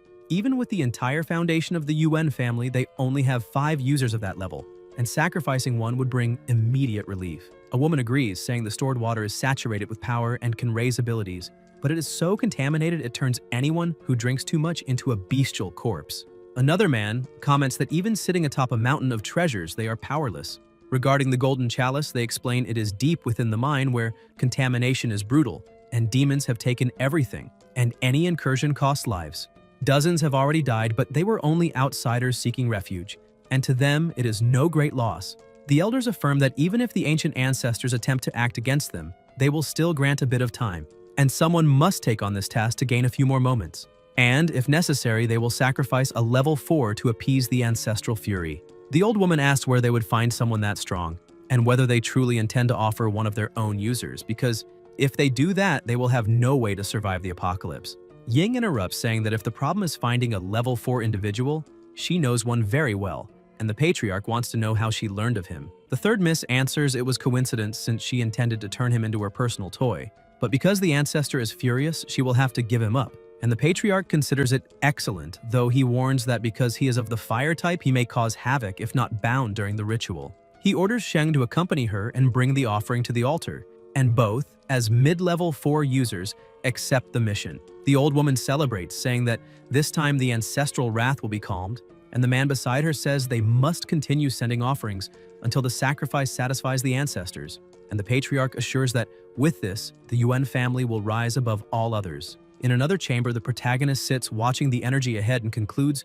that only the Yuan fortress could contain such a dense source of power, probably the ancient core mentioned, and that the living flame must be the ancestor referred to. The bear says he heard everything and that they plan to sacrifice him, and Su comments that his wind manipulation skill is good for spying, but what matters now is real support. And the true enemy is approaching, suggesting they enter the game pretending weakness before striking. Xia states that was exactly what he intended. Su vanishes as the third miss enters, asking what his decision is, and Yan answers that he chose to join her, but because he was poisoned, he does not trust her. So if she wants him to believe her, she must give something first. Otherwise, he will authorize evacuation of the area and take half the fortress with him. Ying tells him not to get upset, says the family is generous, and shows him an ore, and the protagonist asks if it is mineral ability, and she says he may choose 3 users of whatever level he wants to prove her sincerity. Xia takes the ore and considers it acceptable, while Ying thinks he has no idea the ritual will require far more power, and that the sacrifice will be worse than he imagines. But thanks to the purifier, that minor pollution means nothing. The ore shines, releasing intense pressure, and Yan feels his ability power increasing. imagining that if the entire mine is like this, it must be overflowing with energy. The third miss smiles, thinking outsiders understand nothing, and a few stones already buy loyalty, and she says he has decided to join the Yuan family within the ritual in the ancestral hall, and that he must honor the family, for the head will be satisfied, and once it is over, she will release the control and hand over the antidote. The protagonist warns her not to try tricks. Sheng orders them to move, and Ying instructs him to follow. They advance into a dark, enclosed area where a voice says that the sacred land of the Yuan family is anything but ordinary and orders them to bring the offering at once. The guards shiver, saying they heard the 3,000 temple warriors kneel before the ancestors, until they see the young master and the third miss bringing the sacrifice. Xia asks if that shaking is an earthquake about to collapse the place, and wants to know where the ancestral sanctuary is because it looks more like an improvised mine. And Ying responds that since it belongs to the family, it is obviously not ordinary, and tells him to look more closely. Yan notices it is a rare type of ore, even if its purity is low, and asks if the entire cave is filled with it. And Ying says, this is the depth of the Yuan, their true inheritance, and the protagonist finds it impressive. He then raises the essential question, asking whether she really brought him alive all the way there without fearing he might disappear afterward without leaving a trace. And Sheng laughs, asking if he intends to rob the Yuan family, saying they will have glorious memories in both their futures. While Ying says that when they pay respects to the ancestors, they also will have glorious memories of their two futures. Xia concludes that indeed the Yuan family's ancestor will receive his respects very well. Yan walks forward while the two watch him, thinking he is an idiot unable to realize his execution is imminent, until the protagonist stops before the sanctuary lit by candles, and they both announce they have brought the offering to pay respect to the ancient ancestor, receiving a satisfied praise in return. The third miss asks if he sees the depth of the sanctuary, but notices he did not kowtow, and Xia asks whether she really wants him to kneel before that being and be called an official immortal of Yuanwu, and asks whether such an entity is even worthy. Sheng becomes irritated and asks how he dares disrespect the old ancestor, and the young master tries to force him to kneel by grabbing his shoulder, while Sheng releases power against him, but Yan remains completely unmoved. Ying coils her whip around his leg, trying to drag him toward the altar, and the young master attacks from the other side, but the protagonist does not move at all, and the third miss, shocked, says he was poisoned yet is still resisting,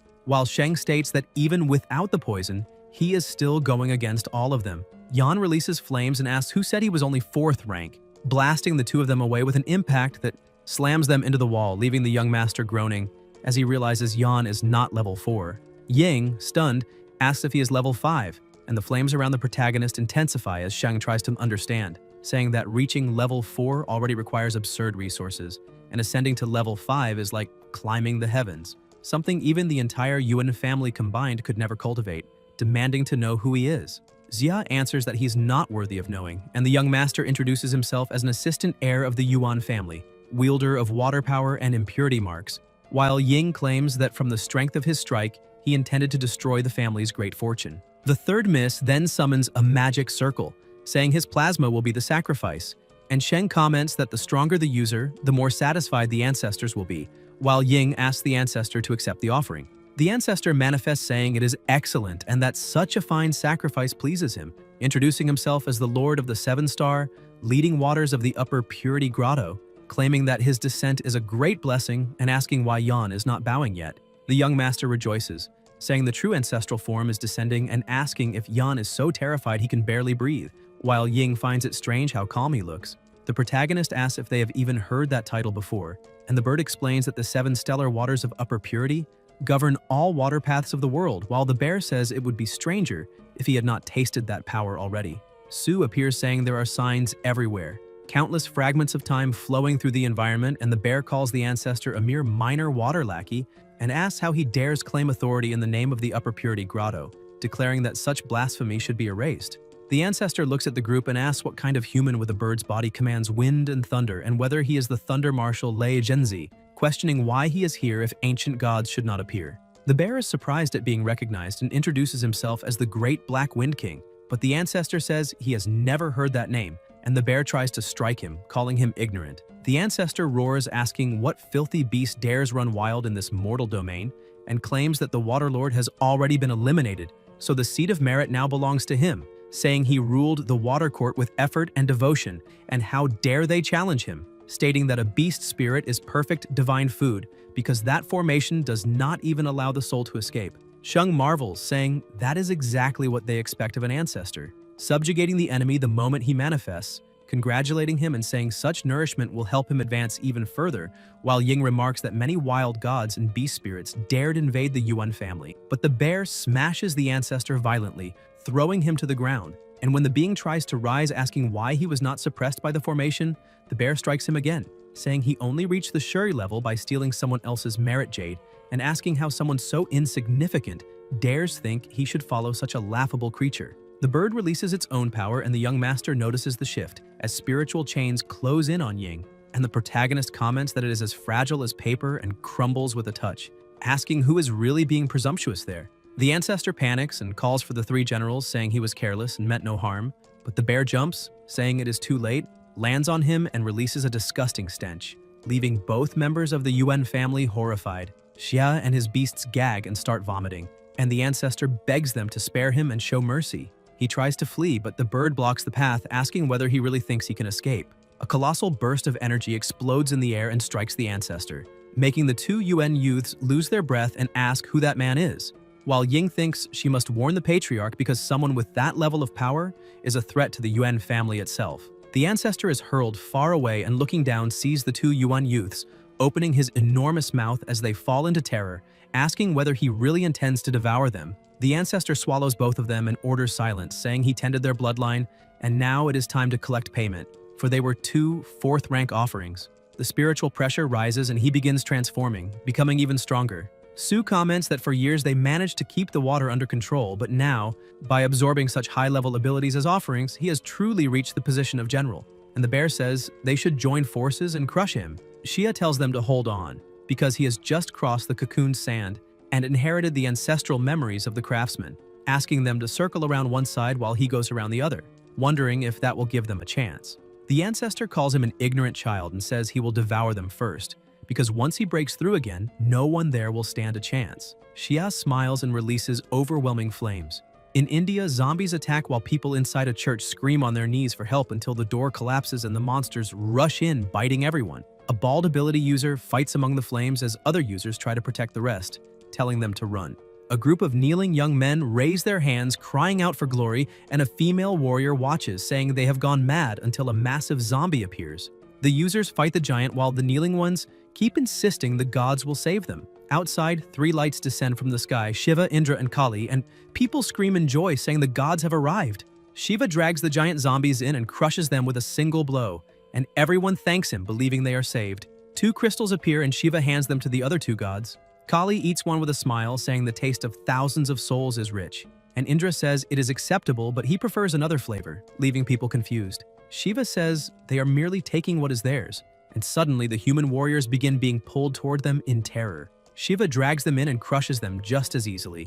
Crystals emerge from their bodies and the three gods feed on them, saying the taste is far better than that of the dead. Shiva says the number of Gauls and humans who fought together with the memories etched within them were all extracted from their spiritual essence, and Indra says it is foolish to call that duty, a war fueled by greed under the disguise of humanity, while Kali says that not only in Vanya but across all realms, the peak gods only sought to fight each other to the end, even after 1,000 years of prayers. Shiva says that even now, when people try to resist, the divine power remains strong and that the place is unworthy of such a struggle. Kali laughs, saying that in the 3,000-year war, she followed Aegon into the lands of Vanchia, and Indra says he understands and that they must wait for good news. Shiva calls the two to leave and they vanish, leaving everyone horrified until they notice another group of zombies approaching in the distance. Deep in the Yuan fortress mines, soldiers order everyone to dig faster, and workers complain that they have already gone too far and ask about the promised fair treatment, mentioning monsters deeper below. Then Yuan Rui, a 4th-rank ability user, appears, saying someone entered the Yuan mansion, drank their water, ate their food, and even stole ore, and now they have two options: dig or cut open their bellies to return everything. He says everyone must take the superior purity pills to cleanse the poison contaminating their bodies. People ask about poison, and Rui answers they are already contaminated, and that both digging and refusing will lead to death, and taking the pill or not is their choice. They call him heartless, and Rui says to relax, because once they take the pill, the contamination will vanish, and their cultivation will even rise, so they have nothing to lose. A soldier comments that a few words are enough for him to control them, and adds that the ancestral golden coffin must be close. A tremor shakes the mine and an explosion echoes. Elsewhere, the ancestor is hurled away with heavy wounds, and the protagonist approaches, telling him to keep going. Jia rushes again, surrounded by flames, while the ancestor tries to flee, calling him a maniac. And Yan releases another blast of fire, making the ancestor run in panic, begging them to stop, while the protagonist orders them not to let him escape. Guys, if you enjoyed the video, leave a like, comment, and subscribe to the channel so you don't miss new content. Thank you.